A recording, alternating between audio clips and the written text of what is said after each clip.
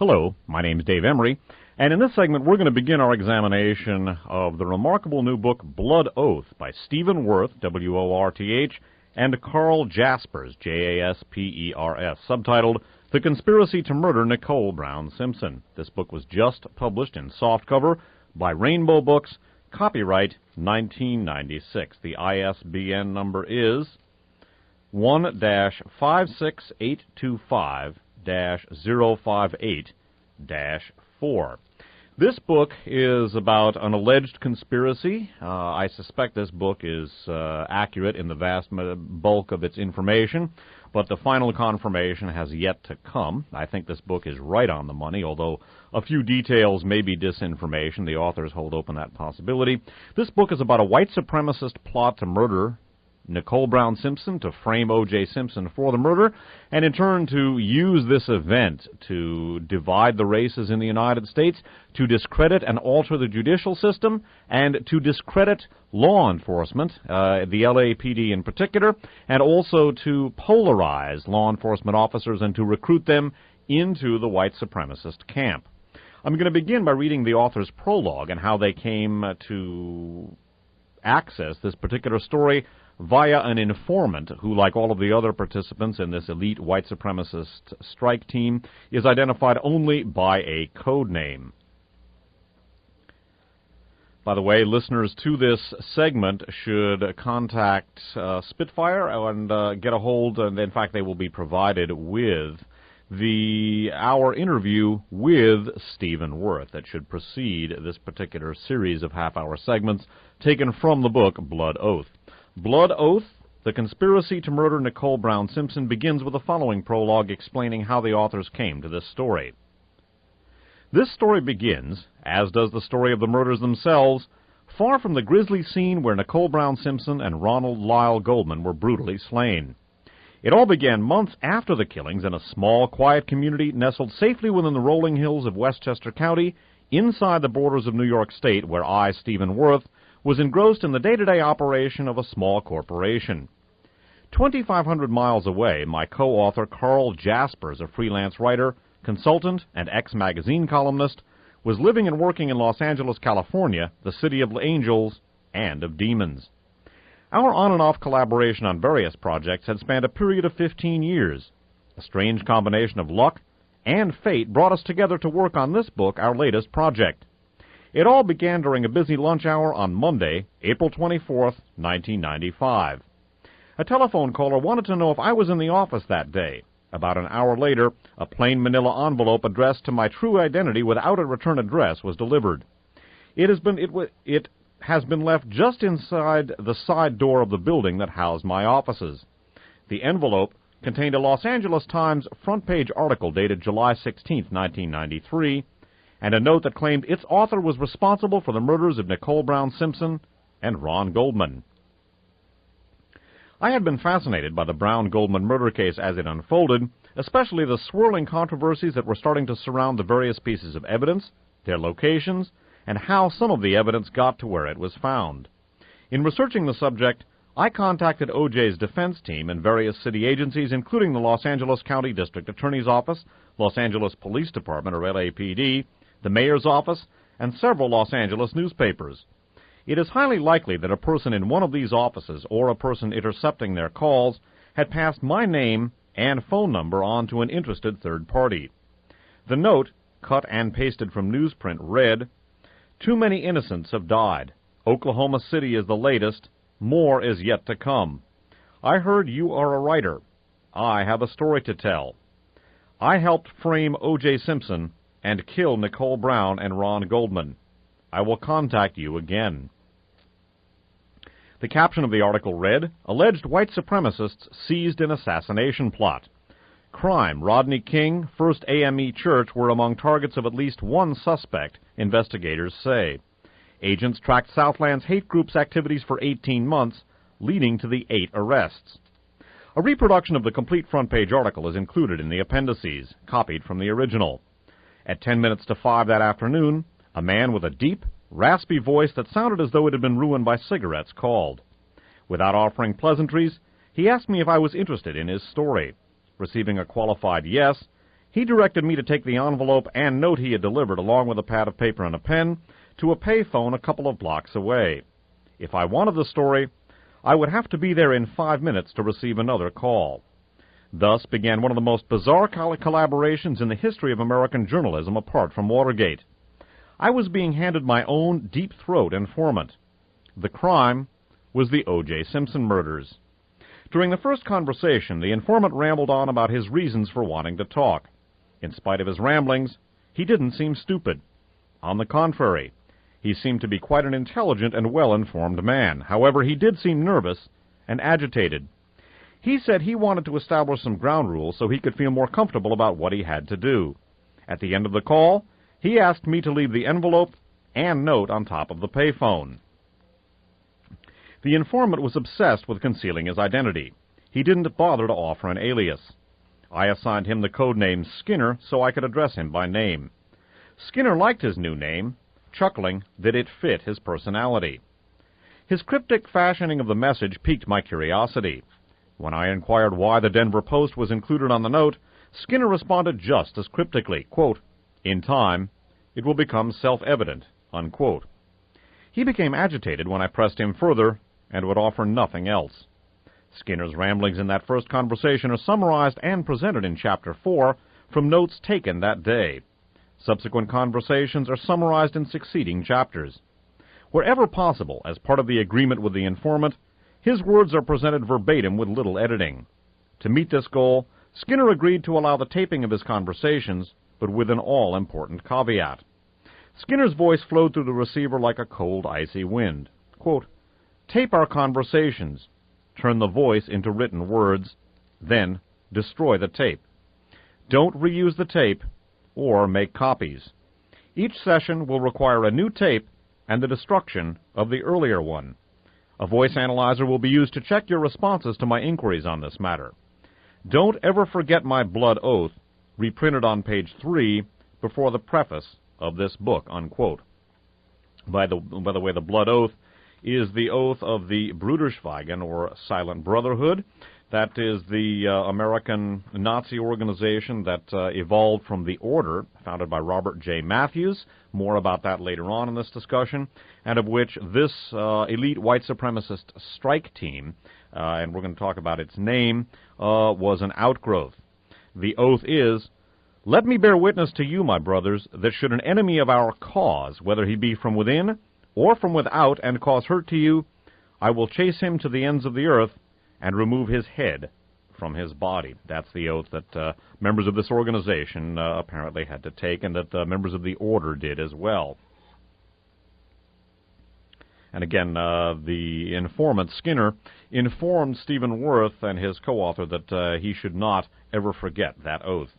Continuing with the narrative, "I knew two things for a certainty. One, voice analyzers existed, and two, I wasn't going to cross him." His last 6 words still haunt me. I raced back to my office and called my co-author, the perennial bachelor, who was just leaving for a 9 p.m. screening of the previous weekend's smash hit film, While You Were Sleeping. He was intrigued. Less than a year before, he had sat transfixed on the San Diego freeway trying to drive south. All traffic had stopped while a white Ford Bronco headed in the opposite direction sped toward Brentwood at 55 miles per hour with what seemed like dozens of police cars in pursuit.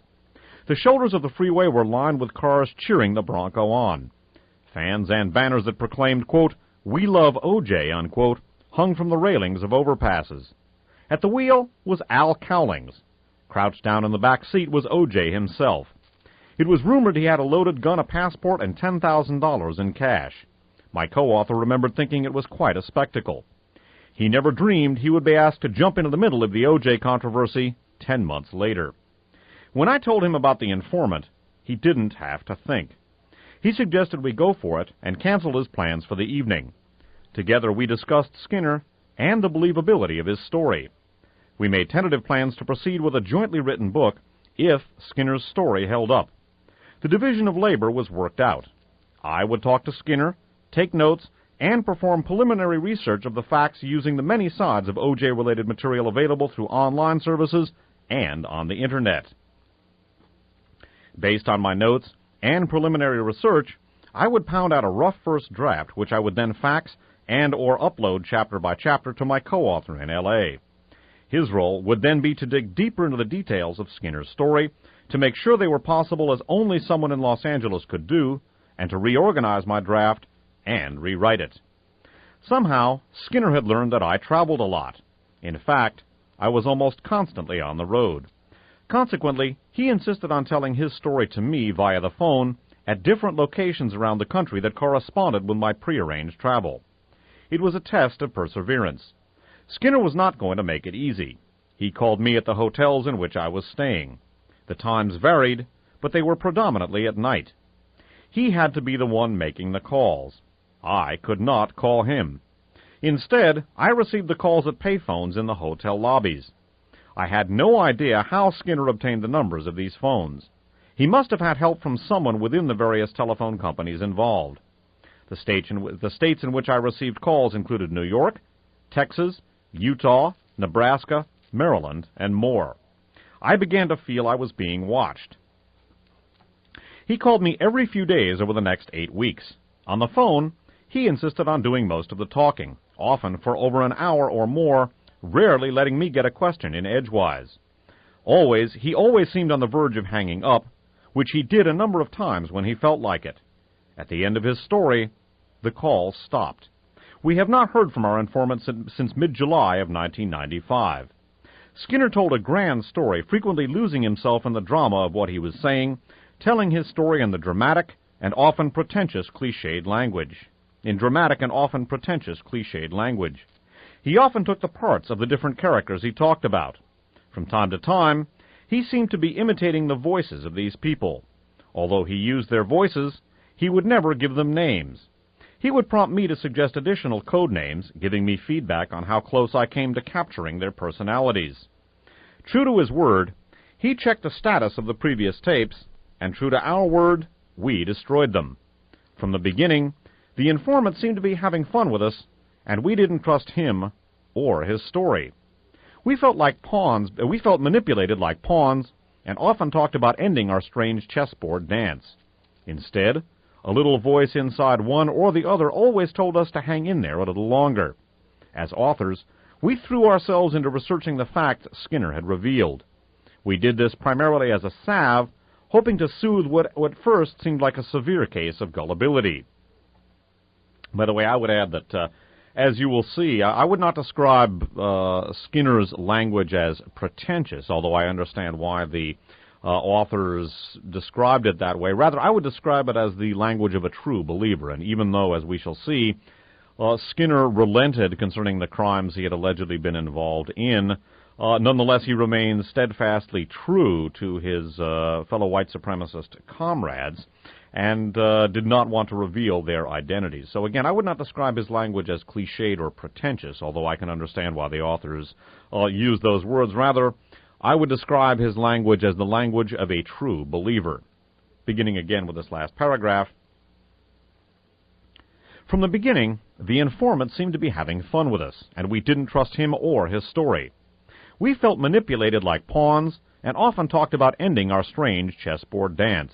Instead, a little voice inside one or the other always told us to hang in there a little longer. As authors, we threw ourselves into researching the facts that Skinner had revealed. We did this primarily as a salve, hoping to soothe what at first seemed like a severe case of gullibility.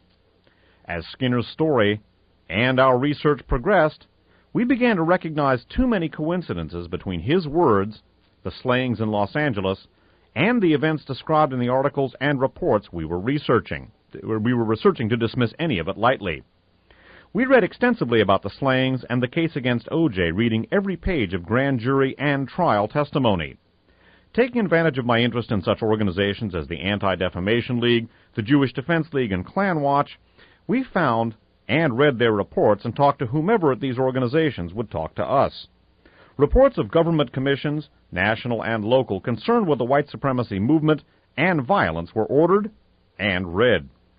A picture of a sordid underbelly of contemporary American culture began to emerge. We gradually came to believe that we no longer had a choice. There was a good possibility O.J. was framed, and in the way the informant described. we began to realize this book had to be written, regardless of our dislike and initial distrust of the informant. We also questioned our personal safety.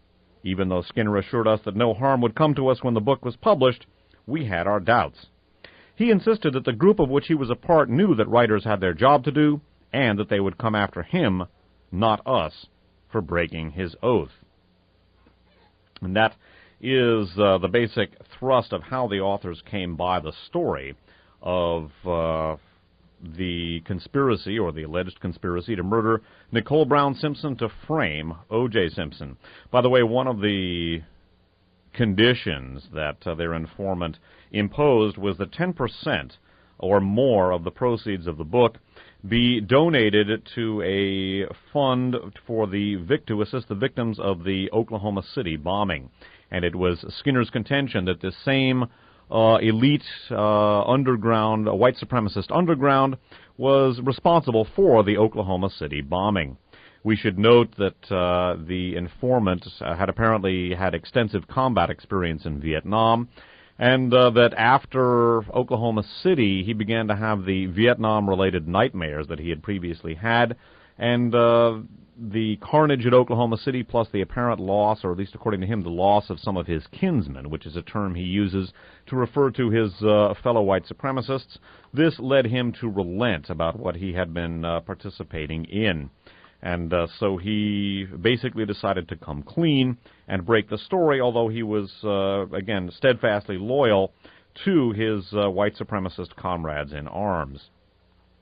By the way, the address for the fund for the victims of the Oklahoma City bombing, the mayor's office, the Mayor's Disaster Relief Fund, 200 West Walker, Oklahoma City, Oklahoma, 73102.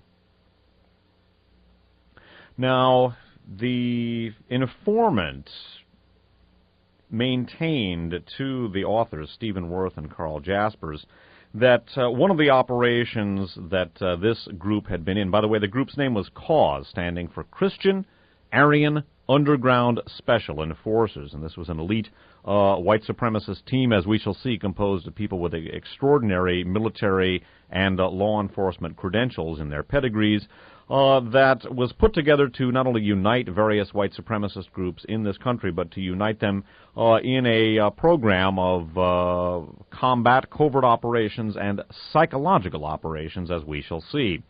One of the incidents that they were apparently involved in, or allegedly involved in, according to Skinner, was the murder of a music producer named Brett Cantor.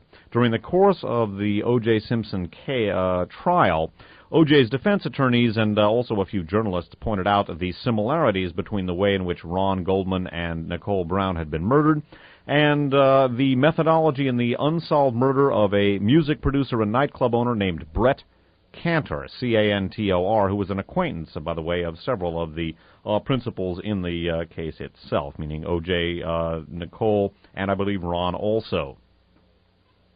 It is the contention of Skinner that some of his CAUSE compatriots murdered Brett Cantor when he refused to promote a white supremacist rock band named RAHOWA, R-A-H-O-W-A, standing for Racial Holy War. In Blood Oath, we see a description of, or we read a description of Brett Cantor's murder, or a recounting of Brett Cantor's murder as follows. After discussing the impending operation against Nicole Brown Simpson, codenamed Operation Thunderbolt, we read, "Damn," quote, this is quoting one of the white supremacists in CAUSE, codenamed the Enforcer, quote, "Damn, that's my kind of action. I can still see the look on that music promoter's face when we slit his throat, but not before we made a pincushion out of him. That Jew Cantor shouldn't have badmouthed the RAHOWA band and trashed the music we wanted him to promote. I think it was about 2:30 in the morning that we put him to sleep in his bedroom," unquote, sneered the Enforcer. Quote, "That was one more insignificant Jew we got in July. This time, we'll send a message to all who defy our ultimate goal of a pure white race. We can take a lesson from the Silent Brotherhood. Mulnix was the investigative chief who examined the murder scene of the Jew Berg. Mulnix said he'd seen everything from muggings to gangland slayings, but never saw anyone butchered the way Berg had been. So again, one of the operations that this group had allegedly been involved in was the murder of Brett Cantor for refusing to promote the Rahowa white supremacist band. It is also the contention of Skinner that this group had also been involved in the planning of a bombing of the AME Church, and not the bombing but the massacre of the parishioners of the AME Church in Los Angeles. A recounting of that allegation also is relayed or recounted in the book Blood Oath. We read, "For months after our failure to destroy the first AME, African Methodist Episcopal Church of Los Angeles, and its congregation in June of 1993, my kinsmen, the members of the newly formed cause, couldn't stop talking about it. We dissected the operation from every angle, discussing it over and over. Then, just as suddenly, our talk began to shift to an upcoming anniversary. Our leadership realized that although cause was growing in numbers, we needed to accelerate this growth tenfold to achieve our dream of a white nation within the United States. A major division between the races had to be achieved. The time was right in society. A simmering undercurrent of distrust had once again risen between the races." And again, it talks about race riots that occurred in various American cities in the 1960s, 70s, 80s, and 90s. Skipping down still further, "The fires of the L.A. riots were out, but we all knew the embers of hatred were still hot to the touch. We were sure that the least bit of fanning would turn those glowing embers into a roaring fire, a fire which would consume any bit of goodwill that had been established between the races. I remember very clearly the meeting where it all began. It was Saturday, the 9th of October, 1993, a very special day to those of us who were believers in Odinism. It had been ordered by the Christian Aryan Underground Special Enforcers, CAUSE, our newly formed militant arm. Its members were the elite of several groups which the authorities had called, quote, disjointed white supremacists, unquote. We laughed about how the cause had now become the country's worst nightmare. Joe Allen be damned. That, by the way, refers to an FBI informant who had helped to frustrate the plot against the AME Church. The authorities had been warned about us. They heard unconfirmed rumors that attempts were being made to create a combined unified force of racist white supremacists cooperating with organized violent militia. What made this group far more dangerous than any group before it was that it had unlimited financial assistance from a foreign terrorist group. More about that still later in this particular discussion. Skipping down still further, the enforcer told me about some of the planning for operations that had failed. They were bombings and killings that had been designed to ignite a race war by targeting highly visible niggers. And again, as I'm using the terminology that Skinner uses here, so please forgive my use of strong language. I'm trying to present the verisimilitude of this particular account. They were to be the flint that would ignite already highly combustible feelings. The actions had far-reaching support, but the cooperation between the groups involved was inadequate.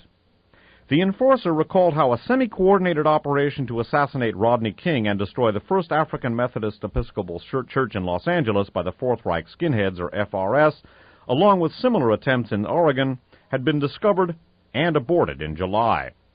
The enforcer ended his story with a string of curse words and then, quote, "This was the perfect illustration of what happens when a small group, unskilled in the planning necessary to carry out a coordinated action, gets impatient and decides to independently accomplish the task. They F it up," unquote. The leadership of the cause felt that the original plan for the action was admirable, create an atmosphere where race riots would flourish with impunity. Another founding member, codenamed the Discoverer, overheard the comments and chimed in, quote, "The concept and its implementation failed because it lacked the military secrecy required and the necessary strategic alliances. The lack of a stringent security system permitted infiltration of their ranks. Background investigations would have eliminated from a position of confidence the FBI agent who infiltrated the group. He wouldn't have been able to gain access to critical data.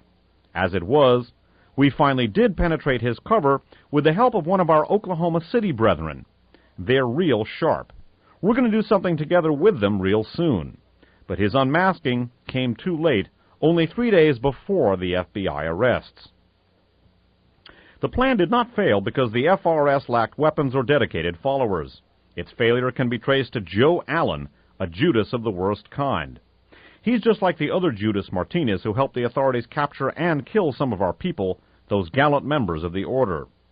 The ability of another Judas to corrupt the outcome of a planned action was an embarrassment to our cause. This will no longer be tolerated. That's why we made the decision to establish the cause.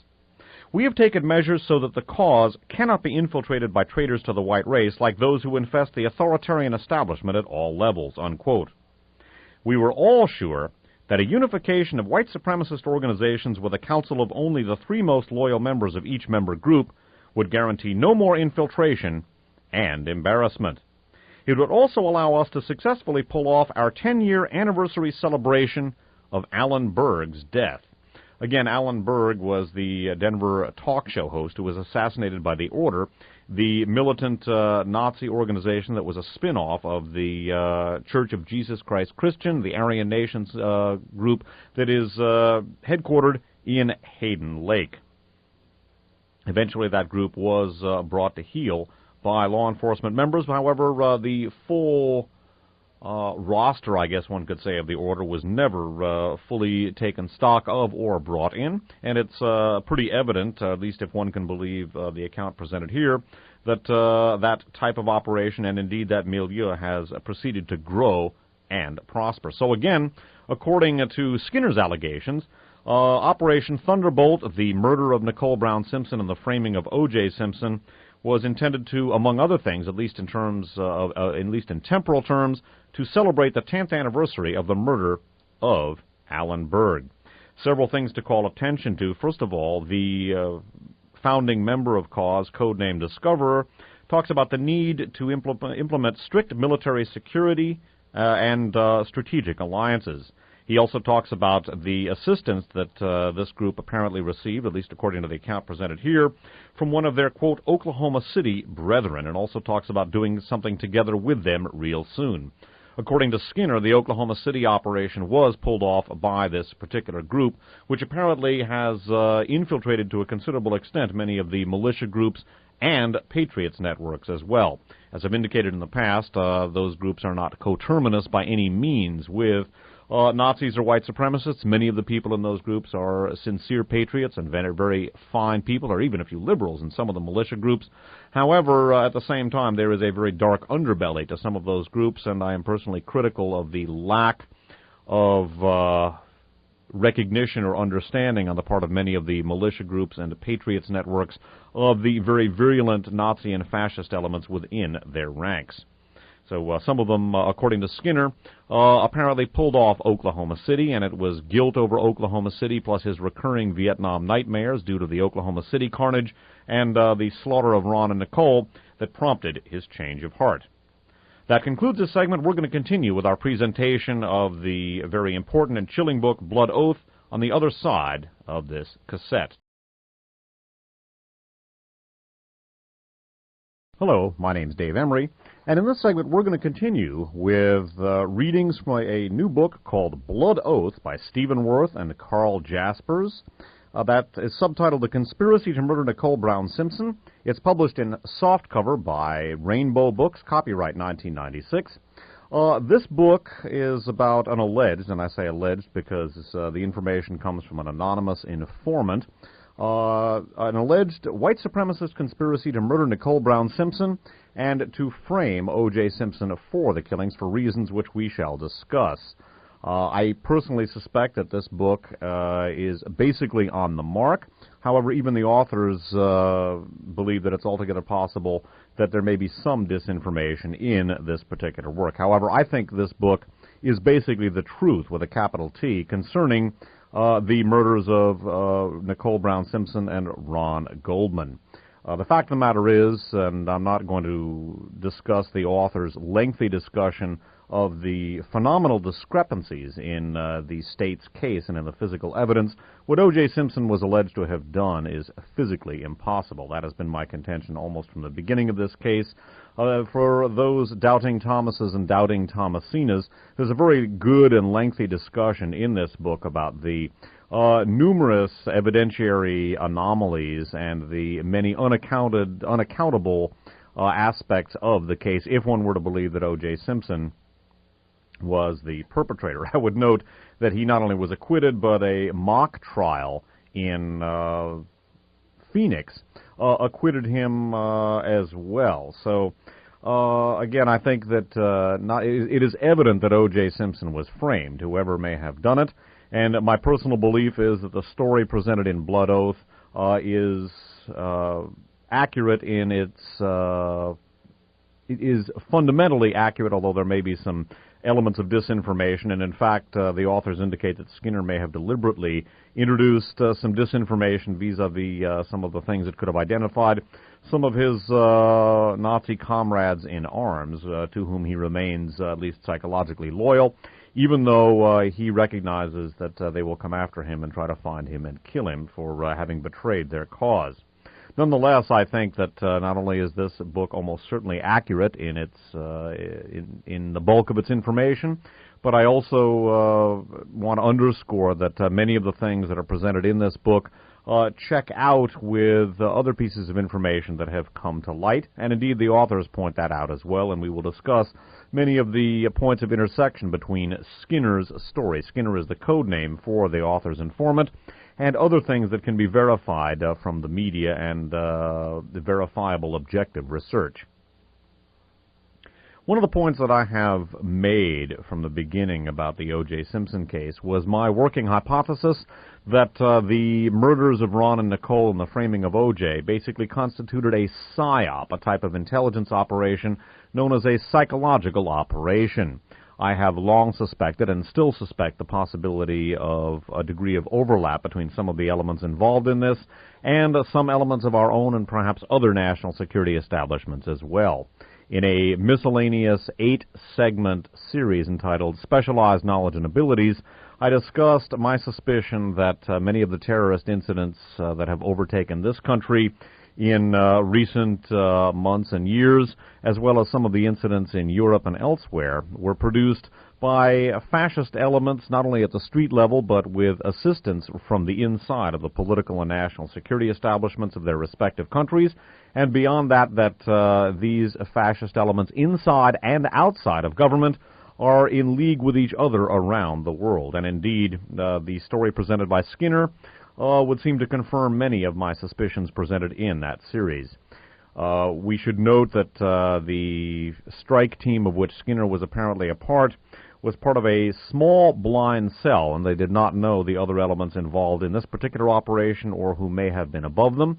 It would not surprise me one bit if that fascist elements within some of our intelligence services and or military, as well as fascist elements perhaps within the Republican Party itself, may have been part of the milieu of which the cause was a part. But again, with the strict cellular organization and a blind cellular structure that this organization, like many other fascist organizations, adhered to, it would be impossible for the members to know who their real controllers were. I suspect that people in positions of great power in this country may very well have been involved with this organization. That, however, is conjecture. The first element that we're going to discuss in discussing Operation Thunderbolt, the code name for this operation presented by Skinner, is the contention by Skinner that in fact this operation was indeed the Nazi PSYOP, the Nazi psychological operation that I have long maintained that it is. Now, this does not prove that my hypothesis was correct. However, I would point out that this is yet another contention of exactly what I've been saying, coming from a radically different source. In Chapter 5, entitled Skinner's Story, The Plan, we read the following. The plan for the anniversary celebration, by the way, the anniversary is the anniversary of the murder of Alan Berg by the Order. The plan for the anniversary celebration consisted of a plot so sinister, so creative, so diabolical that the outcome would provide for the embarrassment of an entire city, an entire race, and an entire nation. The plot included a well-thought-out action that could damage the U.S. judicial system forever. It would create a sense of doubt that would exist in every future trial. When we had all gathered in the farmhouse's spacious parlor, the Discoverer, by the way, each of the members of this elite Nazi strike team has a code name. None of them were identified to the authors by name, including their informant. So when you hear the Discoverer or Speedy or Thumper or the Blade or Skinner, these are all code names for the members of this team.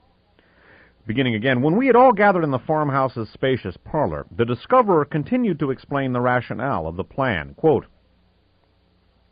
evidence presented and testimony offered by law enforcement officers will be challenged forever from this case forward, unquote, he said.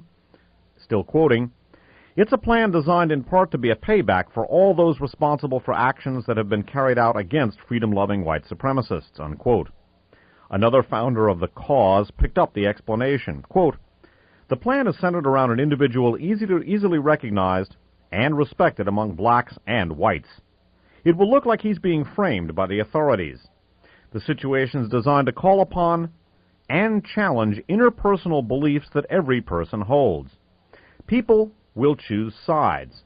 Their consciences won't permit otherwise. The final coup will occur when our target is found guilty or his credibility is destroyed. This event will generate instant racial tension followed by violence. We're going to ensure that by fueling what will already be an inflamed situation. The plan will use the distrust between the authorities and the blacks that's existed in Los Angeles for years. At first, everyone will choose up sides. As the discussions become heated and clouded with rhetoric, violence will follow. After much destruction has occurred, the cause will then step forward to take credit for the framing. But it will be painfully obvious that we couldn't have done it without the help of an easily duped, overzealous prosecution, unquote. The leader of the cause meeting, codenamed the Deliverer, continued on with a grin that appeared to be etched in place. He was obviously enjoying his presentation. Strutting about in front of this select group, he described how this diabolic plan was offered to him as if from a sign from above. A sign designed to be passed down to his followers, the chosen Aryan race. By the way, the Deliverer is a former high-ranking military officer who is the contact man between this blind cell, this elite strike team, and those anonymous forces that were in the command structure that commanded them. By the way, it should be noted that other elements involved in this operation were unknown to the members of this blind cell. Pausing briefly, I want to point out that the use of small blind cells is a traditional methodology of underground fascist organizations. I've dealt with that in numerous archive shows, including Radio Free America 37, How the United States Lost the Second World War, and also a miscellaneous archive show from the fall of 1994 entitled Why Johnny Can't Identify Il Duce. Those are available from archives on audio. So again, note that one of the major goals of this particular operation was to split the races in preparation for a race war. We've discussed that in the previous segment, on the previous side of this cassette.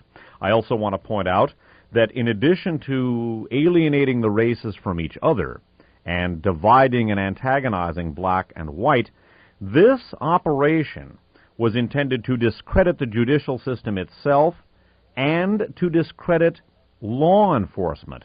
As we shall see, white supremacist officers allied with cause were utilized in a big way for this operation, both to provide field-level intelligence to the elite strike team and also to direct the investigation in the direction of OJ Simpson.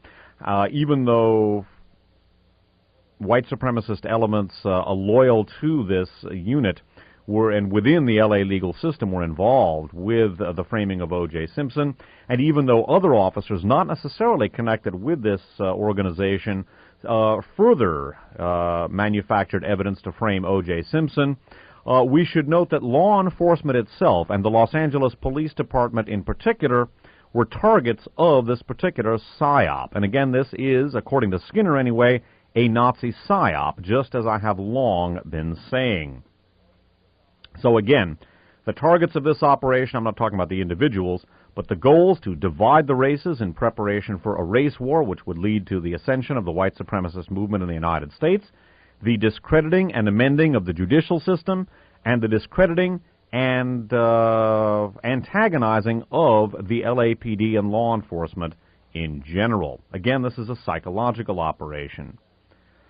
One of the things that the informant, codenamed Skinner, points out, or maintains, I should say, is that in fact the Furman tapes, the infamous Furman tapes recorded by Laura Hart McKinney, which obviously led to heightened tensions between the races, and which certainly discredited Mark Furman, and perhaps to a certain extent, by extension, the LAPD itself, at least in the eyes of minorities and open-minded people. These tapes, according to Skinner, were leaked to the defense by members of this organization. Skinner points out in the book that the mock trial in Phoenix, which had OJ Simpson acquitted, had been closely monitored by elements, basically fascist/Nazi/white supremacist elements, allied with the Patriots networks in Phoenix. The author's right of Skinner's contention. By the way, the generals here refers to the commanding officers of this operation within the white supremacist movement. They are unknown, their identity is unknown to all except for the deliverer, again, the commander, a former high-ranking military officer of this elite strike team, and an individual who was the go-between between this blind cell and the generals and the other elements behind this organization. Returning to Blood Oath, we read, quote, "The generals were on top of the mock trial thanks to our local patriots in Phoenix. Yes, it's true what you just read, and the possibility of that outcome is being contemplated with an ingenious plan in the works. One way or another, we'll win," was Margie's final statement. Margie, by the way, is the wife of the deliverer and a loyal participant in this particular operation. And again, this notes that in a mock trial in Phoenix, O.J. was found not guilty. And Margie's maintaining that the generals had taken this into account and had a stratagem in the works that would achieve their goal of, again, dividing and antagonizing the races, discrediting the judicial system, discrediting law enforcement in general and the LAPD in particular, and in turn heightening tensions between the officers of LAPD and the population, leading to greater recruitment of law enforcement officers by the white supremacist movement. It is the contention of Skinner that the leaking of the defense team's discovery of the Laura Hart McKinney tapes was leaked to them, or was the result of a leak that was generated, opened up, one could say, perhaps, by the elite cause strike team, precisely in order to heighten the tensions and discredit the institutions I've already discussed. The authors relate Skinner's account of this, quote, and this is quoting a member of the strike team called the Blade, codenamed the Blade, I should say, the individual who actually wound up doing the killing of Ron and Nicole. Quote, "I'll answer that in a minute, but first some important news. A couple of days ago, I received word from the generals that they approved of the deliverer's ideas that will now turn the whole trial around. There are tapes of Detective Mark Furman describing how much he hates niggers and how he and other LAPD officers, as a matter of course, planted evidence in prior cases. We have leaked to the defense the existence of these tapes. If the defense can get their hands on these tapes, you'll see all hell break loose in a couple of weeks. The generals are convinced that this will drive an even bigger wedge between the races, inflaming both communities. The whites won't believe it. They'll see it as just another attack by the nigger lovers, while the hip-hop and black Sambos will see the tapes as justifying what they've always known. The cops have stacked the deck against them and theirs. No questions, gentlemen. I'm not at liberty to say anything more. Besides, I don't know nothing." By the way, again, I want to apologize for the strong language here. I'm quoting the text verbatim, and apparently Skinner and the authors have gone to considerable length to recreate the verisimilitude of these particular events. I would also point out that it may be that the Trojan horse that is alluded to, and we'll get to that in just a few minutes, an insider within L.A. law enforcement who was involved with cause and was part of Operation Thunderbolt may very well have been Mark Furman. That's not by any means established. That remains conjecture. It also may be that the Dark German, as he is codenamed, might have been a composite of various officers within L.A. law enforcement. Indeed, it appears that this group had heavily and very successfully recruited from L.A. law enforcement. So again, the Dark German here is a code name, once again, for the ringer, so to speak, the Trojan horse that this cause strike team had inside of L.A. law enforcement. And one of the suspicions I have, and author Stephen Worth, or co-author Stephen Worth, shares this suspicion, is that if in fact the Dark German does refer to Mark Furman, and that remains conjectural, that the infamous Furman tapes may have been the information that you're going to hear alluded to that would blow the lid off of the LAPD. Again, it's important to remember that in addition to black Americans, in addition to relations between blacks and whites, the judicial system itself and law enforcement in general and the LAPD in particular were among the targets of the operation, targeted for discreditation, targeted also for polarization and stratification, two words that I used frequently in my Specialized Knowledge and Abilities series that I recorded last spring. Returning to Blood Oath, we read, and again, the Dark German is the code name presented here for the law enforcement LAPD Trojan horse that this Operation Thunderbolt utilized. Quote, "The Dark German can't wait for the hanging of this nigger. He's got some deep dark secret he's told the deliverer that's guaranteed to blow the lid off the LAPD. The deliverer related to me the following, quote, when they hear what I've got to say about their police department, they'll start something between the races that we'll finish once and for all. Maybe you know what he's talking about, Blade. He's from up in your neck of the woods." So again, it remains conjectural, but one of the possibilities that I think should be considered is that not only perhaps was the Dark German Mark Furman, or perhaps Furman and or other L.A. officers, but that perhaps the Furman tapes were this blockbuster that it's alluded to here, or this bombshell that would blow the lid off of the LAPD. And again, the contention is by members of this elite strike team, as presented by Skinner, a member of that team, that in fact the Furman tapes were leaked to the defense in order, again, to heighten racial tension and to discredit LAPD and the judicial system. One of the contentions by the deliverer, again, he's the former high-ranking military officer who was the commander of this particular group, one of the contentions by the deliverer was that once L.A. law enforcement began to perceive that OJ Simpson was a suspect, that there would be a rush to judgment, and that both the DA's office and the cops would not only disregard evidence pointing in the other direction, but it was the suspicion and the prediction of the deliverer that elements within law enforcement would further manufacture false evidence in order to frame OJ Simpson. And the presentation by Skinner here contends that that is exactly what happened.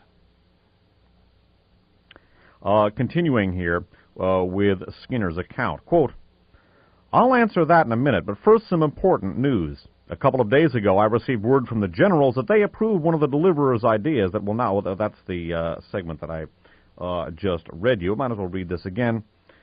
"I'll answer that in a minute, but first some important news. A couple of days ago I received word from the generals that they approved of one of the deliverer's ideas that will now turn the whole trial around. There are tapes of Detective Mark Furman describing how much he hates niggers and how he and other LAPD officers, as a matter of course, planted evidence in prior cases. We have leaked to the defense the existence of these tapes.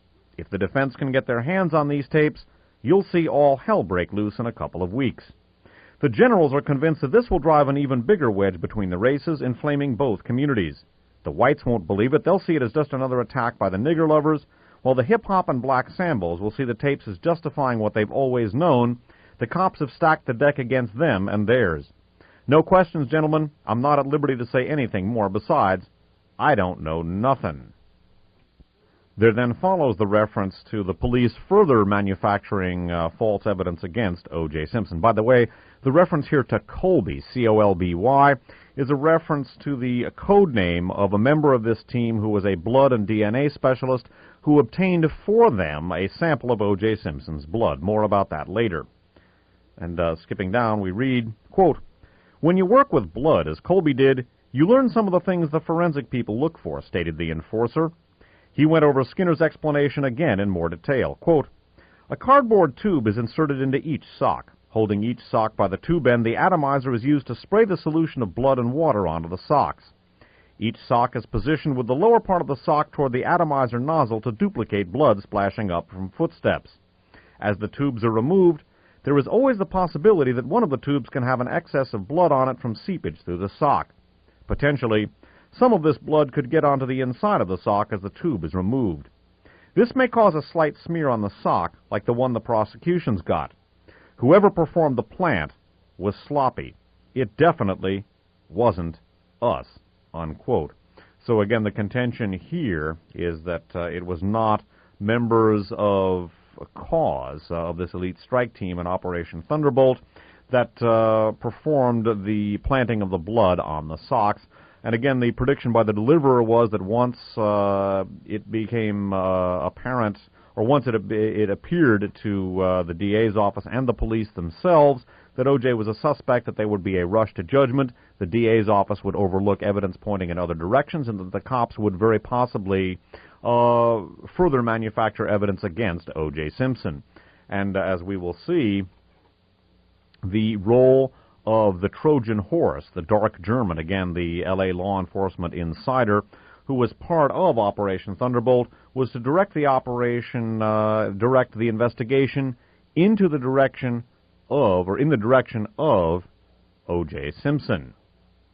By the way, I want to point out that the archive shows to which I've alluded are still available from Archives on Audio. Their address is P.O. Box 170023, Box 170023. That is in San Francisco, zip code 94117, 94117-0023. Their phone number is 415-346-1840. There's also a 20-page catalog listing all of the archive shows, cross-referencing the broadcast with other programs containing similar or related material. The half-hour segments, by the way, as well as the weekly One Step Beyond shows that I do on my home-based station, KFJC-FM, are not available from Archives on Audio. The half-hour segments and the weekly One Step Beyond shows are only available from an outfit called Spitfire. That's Spitfire. Their address is P.O. Box 1179, P.O. Box 1179. That is in Ben Lomond, California, capital B-E-N, capital L-O-M-O-N-D, California. The zip code is 95005. They also have an email address. The email address for Spitfire is ALCALAME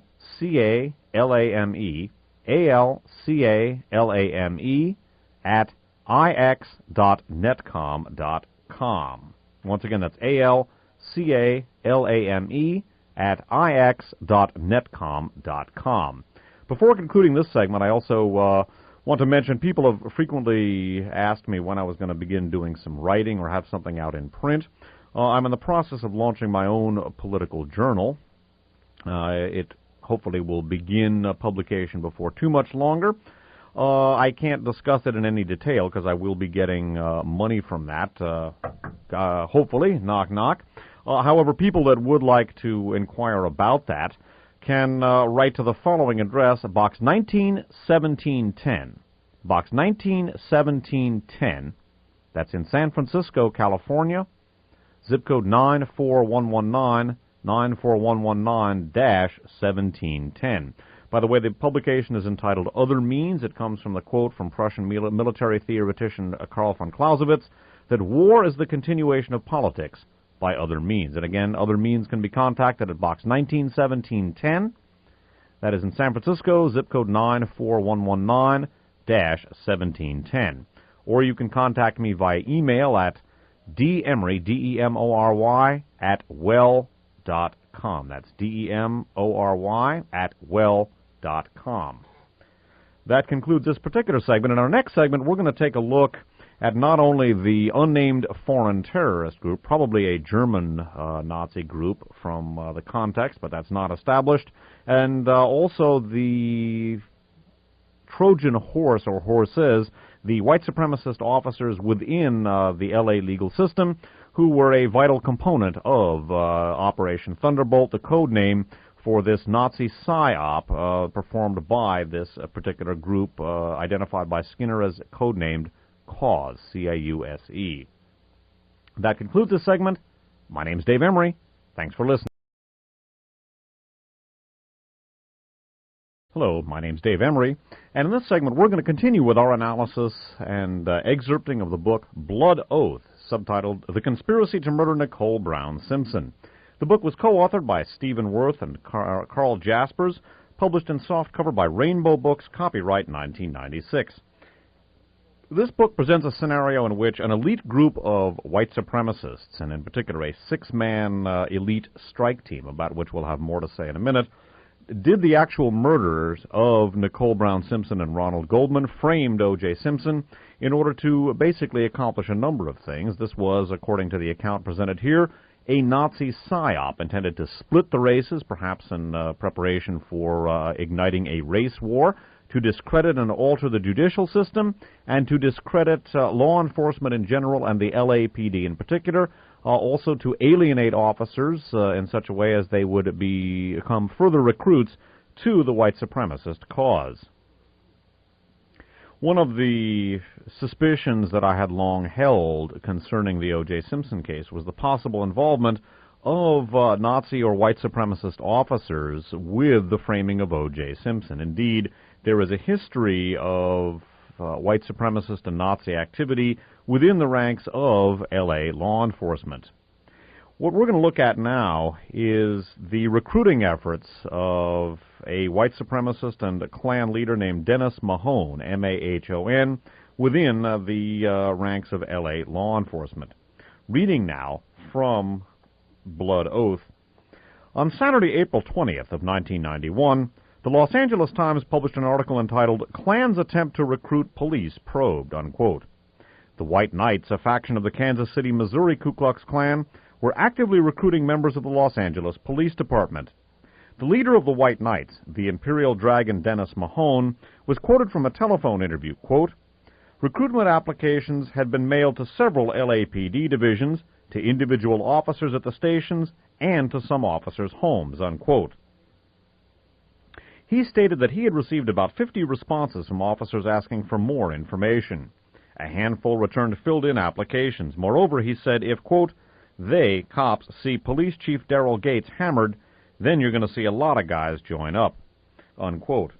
Mahone was alluding to the demand that Gates should resign after the beating of Rodney King by 4 white officers.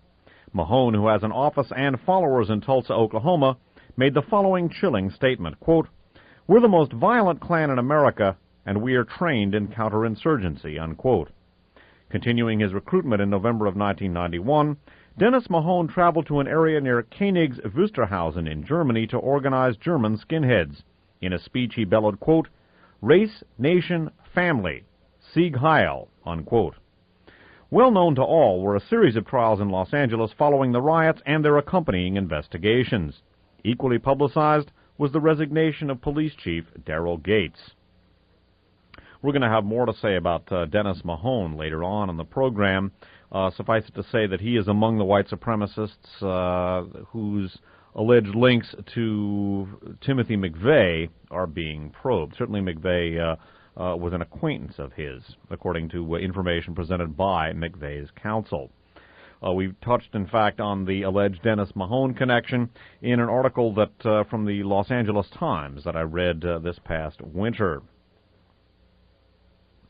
I would also note that there is indeed a history of white supremacist activity within the ranks of L.A. law enforcement. I've noted in the past a group called the Vikings, basically.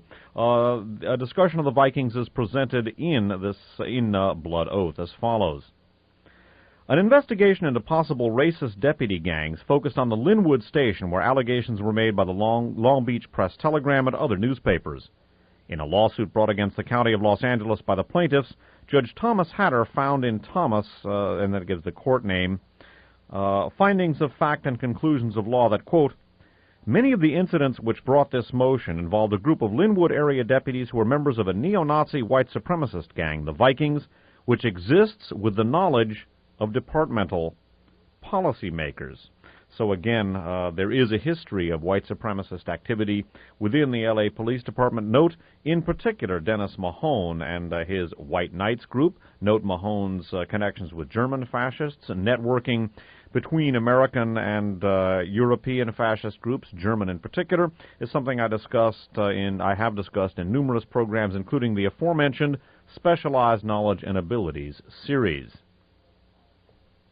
According to the informant codenamed Skinner, who basically broke this information to the authors, the White Knights and Dennis Mahone were far more successful in recruiting L.A. law enforcement officers than the authorities in Los Angeles were aware of. Skipping down, we read, and this is quoting someone named, quoting, I believe, the Deliverer here. Again, all of the white supremacist members of cause are identified by code names only. Quote, now, I didn't call this meeting to plan the ultimate party without doing a little preliminary investigating. We all remember when the White Knights recruited some of the Los Angeles police officers in 1991, and how that other nigger lover, Danny Welch, the director of Klan Watch, claimed only a handful of the officers had joined. Well, he was wrong. He'll need more hands than he's got attached to his effing body to count the amount of cops within the LAPD and the Los Angeles Sheriff's Department that are on our side. By the time the dumb sons of expletive deleted started to realize white power was among them, it was too late to do anything but appoint that liberal ex-judge Colts to try to get our people out of the L.A. Sheriff's Department. We've even got sheriff's deputies inside the court system watching judges. Quote, he may have made some noise, but our numbers have grown, especially after that nigger Rodney King suit against the city and LAPD officers. You'd think it couldn't get much better, but it does. I made some discreet inquiries, and the response I got only convinced me further that this action was destined to occur. Not only do police officers exist within the LAPD who know Simpson, but they have access to information about published and unpublished abuse cases that name him. It gets even better. There are friendly officers in the exact station house which would probably respond to the murder. If it appears that I can't control my exhilaration, that's because of some of the preliminary information that I've already received.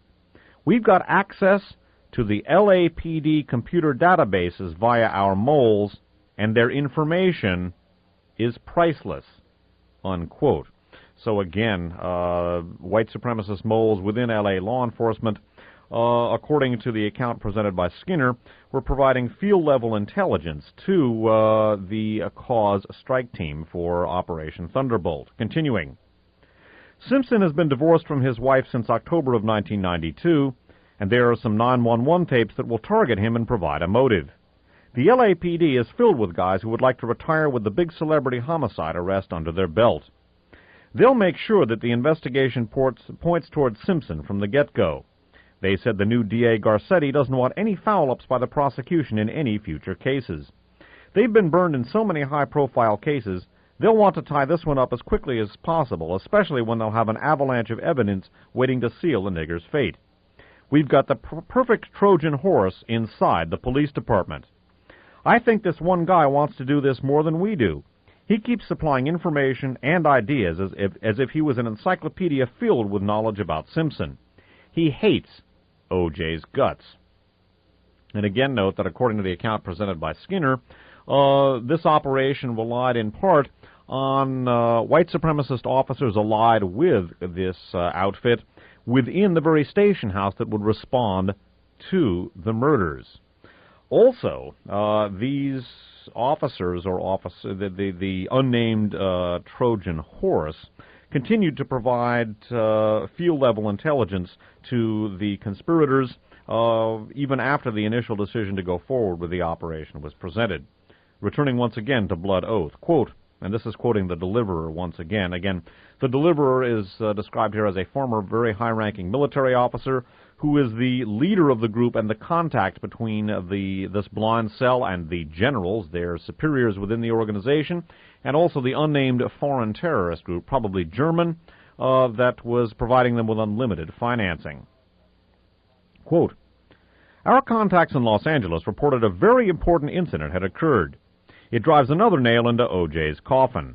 On October 25th, not too long after our last meeting, another 911 call was recorded from Nicole Simpson, which described the nigger busting down her door at Gretna Green Way and the cops responding. This is going to be a pleasure.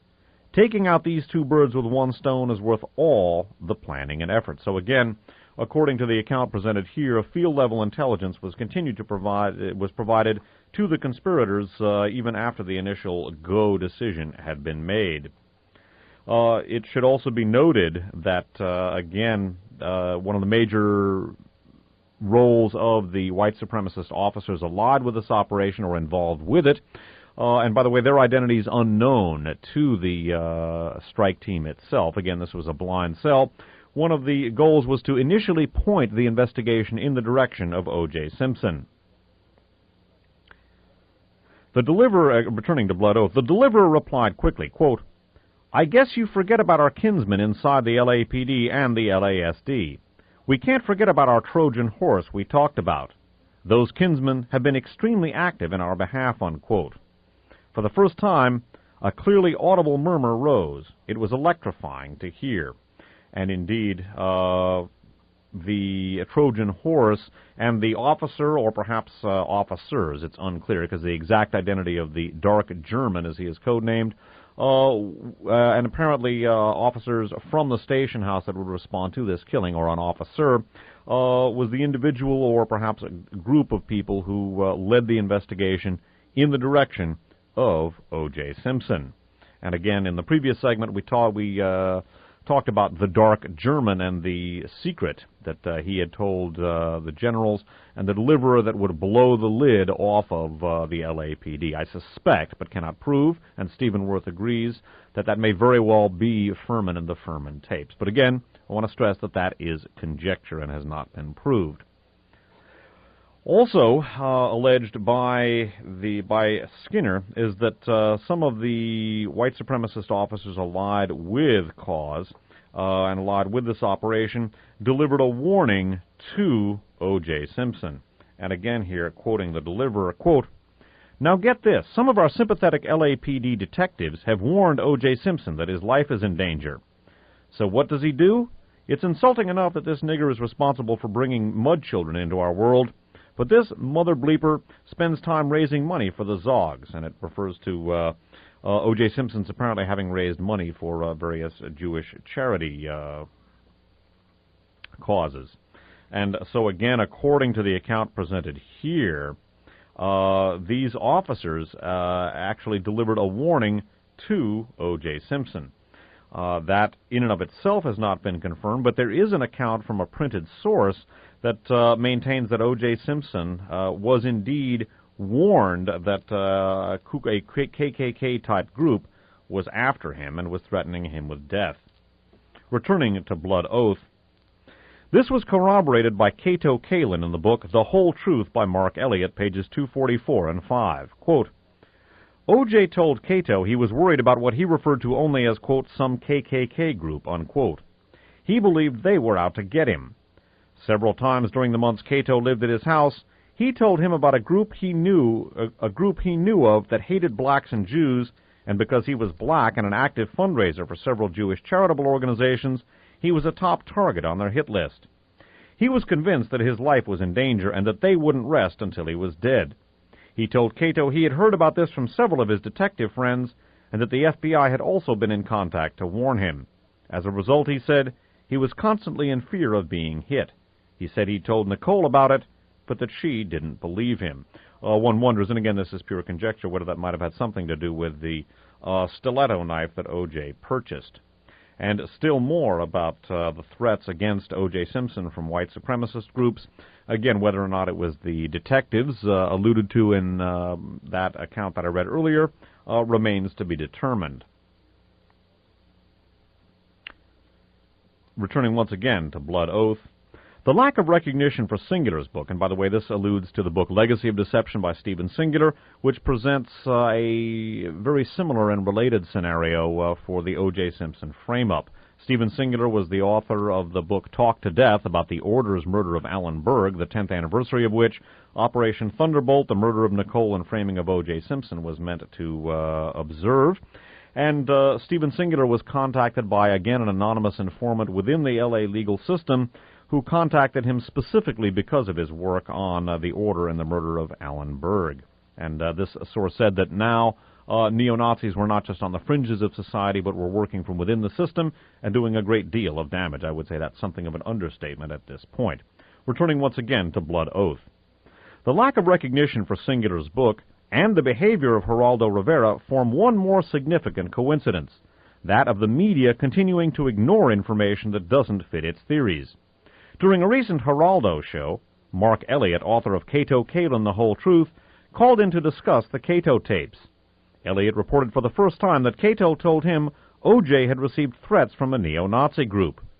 Previously, on page 244 of his book, Elliott reported only that Cato had mentioned O.J. was aware of a threat from, quote, some KKK group, unquote, and that the group, quote, hated blacks and Jews, and he, O.J., was the top target on their hit list, unquote. So again, whether those threats were delivered by the officers remains to be determined. I've also noted in the past, in connection with Mark Furman, that there were allegations that he was the de facto head, and this again from LAPD personnel files, quoted by Newsweek magazine. There were allegations from other officers that he was the de facto head of a white supremacist group within LAPD called WASP, or White Anglo-Saxon Policemen.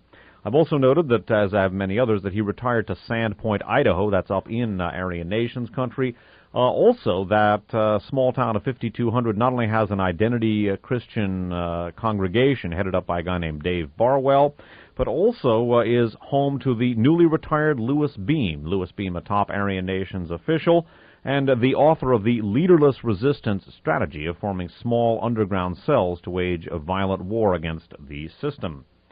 The coincidental, if indeed that's what it was, retirement of both Louis Beam and Mark Furman to Sandpoint is discussed here.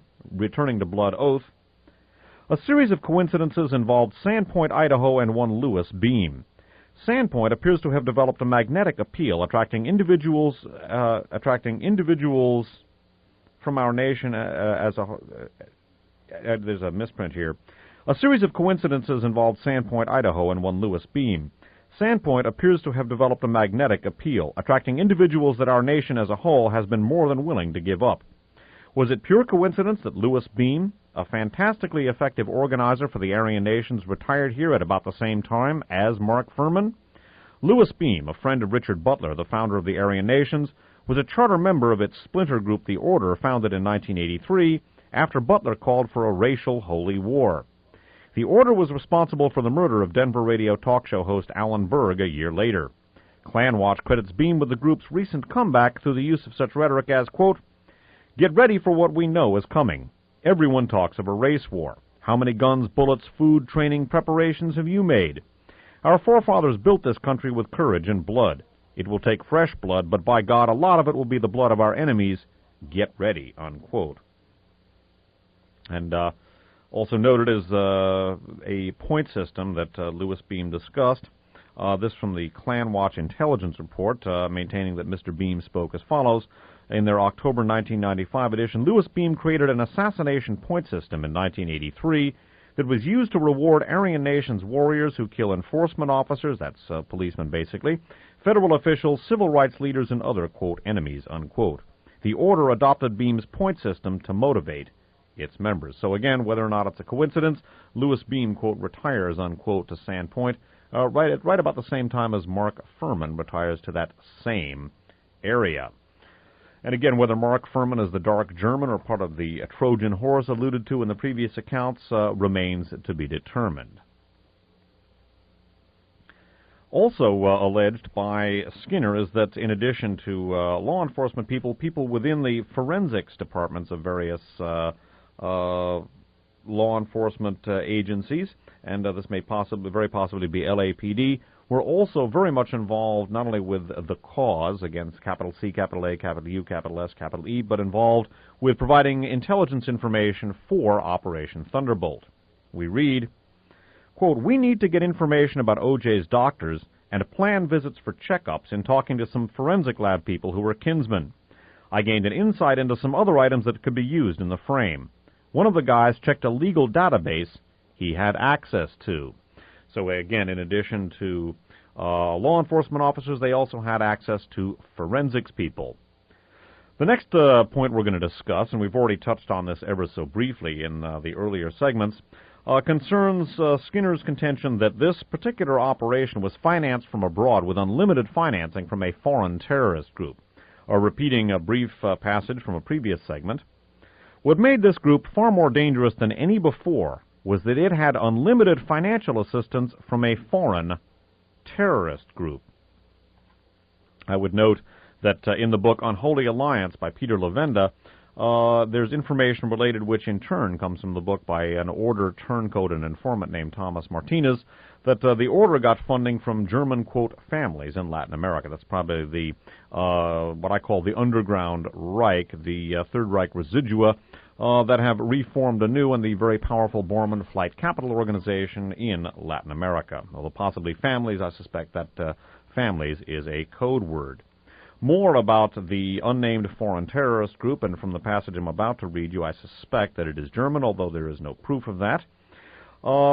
After this Operation Thunderbolt was successfully concluded, the commanding officer, again a former high-ranking military officer codenamed the Deliverer, died under strange circumstances after contacting and meeting with the foreign terrorists who had financed them. It was the belief that something had alarmed these people about the Deliverer and that they eliminated him in order to hide their own identities. Again, from the context here, I suspect that the backers were German Nazi terrorists, quite possibly connected with the residual Third Reich elements in Latin America. Returning to Blood Oath, by the way, Margie is the widow of the Deliverer. "Between sobs, Margie told us how, even though the generals were satisfied with our results, the foreign group that had supplied the funds for the operation grew concerned because of the international notoriety the case was gaining and how the tide of world opinion was turning. She was able to piece together, from some of the phone conversations she overheard, how a race war the backers were conducting in their own part of the world was causing an image problem with the U.S. and its allies." Again, I suspect that is that implies that the backers were German Nazis, possibly with roots going all the way back to the Third Reich. Again, they shortly after German reunification, Nazi elements in Germany became resurgent and began conducting some highly visible pogroms against immigrants, foreigners, and others. That did indeed cause an image problem with the U.S. and its allies. Beginning again, she, that's Margie, the Deliverer's widow, she was able to piece together from some of the phone conversations she overheard how a race war the backers were conducting in their own part of the world was causing an image problem with the U.S. and its allies. She was sure the backers had killed her husband to silence him. They didn't know how truly committed he was. He would never have come forward about the assassination without their approval. She said he had secretly left the country via Canada to meet with them. She didn't know who they were. They were known only to the Deliverer. Now, crying openly, Margie choked on her words. Quote, "He called and said he now feared for his life. It was something they found out, but he didn't know what it was. He was flying back to Canada immediately. That was last Thursday. He never made it back. I got an anonymous telephone call on Sunday. The voice said he died of a heart attack, but I know better." Her eyes took on a glassy stare, as if she had been at his side when it occurred. His heart was as sound as any man's here. And again, the Deliverer was the go-between between this blind cell and its foreign backers and its superiors within the organization.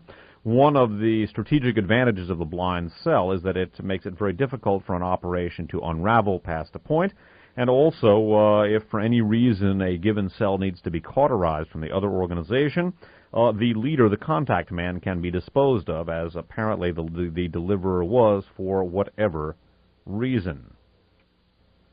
Again, I've noted that the blind cell organizational methodology has long been used by fascism in general and Nazism in particular, going all the way back to the Hitler period in Germany. I've discussed that in the September 20th installment, September 20th, 1992 installment of RFA 37. I've also discussed it at great length in the miscellaneous archive show, Why Johnny Can't Identify Il Duce. In Blood Oath, the authors further relate the blind cell methodology, again central to Louis Beam's leaderless resistance philosophy or methodology. And they're quoting here from Morris D's newly published book, Gathering Storm, America's Militia Threat. And it describes how hate groups use the blind cell concept. This is not to say that all or even most militias are necessarily hate groups. I've made my feelings about the mixed bag that I believe the militias are in the past. Many of them are sincere and genuinely patriotic people. Many of them are sincere conservatives. However, there are also a great many Nazis and fascists and hate groups within that milieu, and I personally think that the militia groups themselves have been irresponsible, and the related patriots networks have been irresponsible in not taking more cognizance of that. I think they've also been opening themselves up to a lot of serious grief eventually down the line. Wouldn't surprise me if the white supremacist organizations and perhaps this cause group, if in fact such a group exists, because bear in mind this information comes from an anonymous informant, were intending to inflame and divide and polarize the militia/patriot networks, much as they have intended to and apparently succeeded in dividing and inflaming and polarizing the law enforcement community as well. Of the blind cell methodological organization we read in Blood Oath, the original meeting of the cause group, it says, his description fits the operation of cause to a T. The original meeting on October 9, 1993, consisted of a supercell of 15 members. Only one, the deliverer, had contact with or knew the identities of the generals. None of the members outside of the deliverer and the 3 two-man teams knew who comprised the recon and hit squad. These 6, plus the deliverer, made up a typical blind cell whose members did not know the identity of the dark German or any other member or sympathizer actively assisting their mission. And again, after the deliverer was dispatched, that prevented any of the members of this blind cell from finding out anything more about the command structure behind them. In our next segment, we're going to go into how, according to Skinner, the conspirators, this elite 6-man strike team, obtained a sample of O.J. Simpson's blood to be planted at the scene of the crime in order to frame O.J. Simpson. That in our next segment. That concludes this segment. My name is Dave Emory. Thanks. Hello, my name is Dave Emory, and we're going to continue with our analysis of an excerpting of the book Blood Oath, subtitled A Conspiracy to Murder Nicole Brown Simpson. The book was co-authored by Stephen Worth and Carl Jaspers. It's published in softcover by Rainbow Books, copyright 1996.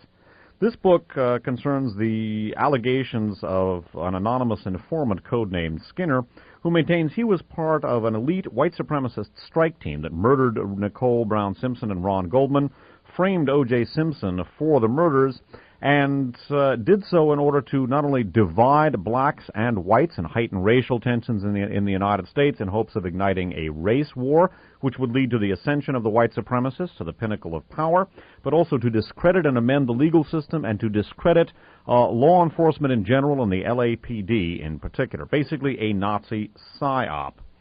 This operation was backed by unnamed foreign terrorists, probably German Nazi terrorists, but that's not made clear, and involved sympathetic elements within law enforcement who provided tactical intelligence and also directed the investigation in the direction of O.J. Simpson. And this particular operation was designed in order to celebrate the 10th anniversary, according to Skinner anyway, the 10th anniversary of the Order's assassination of Denver talk show host Alan Berg. This operation also supposedly began, or the attempt to ignite a race war, with the abortive because it was discovered by law enforcement, to attack the African Methodist Episcopal Church, in the AME Church in Los Angeles. This group also, according to Skinner, had murdered Brett Cantor, a music producer and nightclub owner, because he refused to market a white supremacist band called Rahowa, and in particular was apparently contemptuous of that. He was also a Jew, and according to Skinner, that group murdered him. Indeed, OJ's defense team had cited the almost identical murder of Brett Cantor to the similarity between the Brett Cantor murder and the murders of Nicole and Ron. And according to this informant, indeed, Brett Cantor was murdered by the same group. We are going to deal next with not only the nature of the strike team, but how the group was able to plant O.J. Simpson's blood, according to Skinner anyway, at the scene of the crime.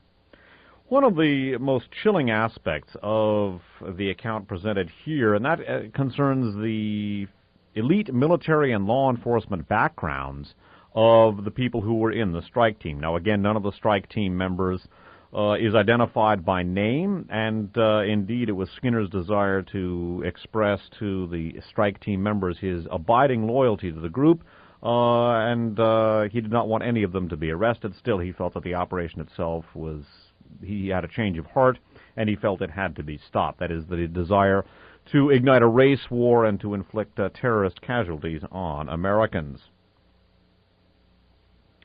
The membership of the group, and again this is an elite, six-man white supremacist strike team, part of a blind cell, is described as follows by Skinner in the account. Again, Skinner's a code name, in the account presented by the authors. Conversation was low-key, dominated by cautious idle chatter designed to mark time for what they all knew would be a historic planning session. Make no mistake about it. This assembled gathering was the cream of the crop. Ex-Green Beret, Special Forces, law enforcement officers, survival specialists, and military officers. All were consumed with a common hatred for elected authority and non-white races. They were a very dangerous group to be reckoned with. Indeed, and the deliverer, their leader, was a former high-ranking officer. So indeed, note that they were ex-Green. This would seem to imply that in addition to ex-Green Beret, perhaps active-duty special forces, although that's not clear from the context, and law enforcement officers, survival specialists, and military officers. Indeed, given the consummate military and political capabilities of elements like Green Beret, Navy SEALs, and so forth, their presence in a white supremacist organization and as part of a white supremacist strike team is extremely alarming. Again, I want to note in the aforementioned Specialized Knowledge and Abilities series, the Special Forces Underground, who published the Resistor, it's not clear if they are white supremacists, but certainly their rhetoric is very similar to the rhetoric of white supremacists, and they might be, for all we know, and they express an open contempt for democracy. Again, a very alarming development.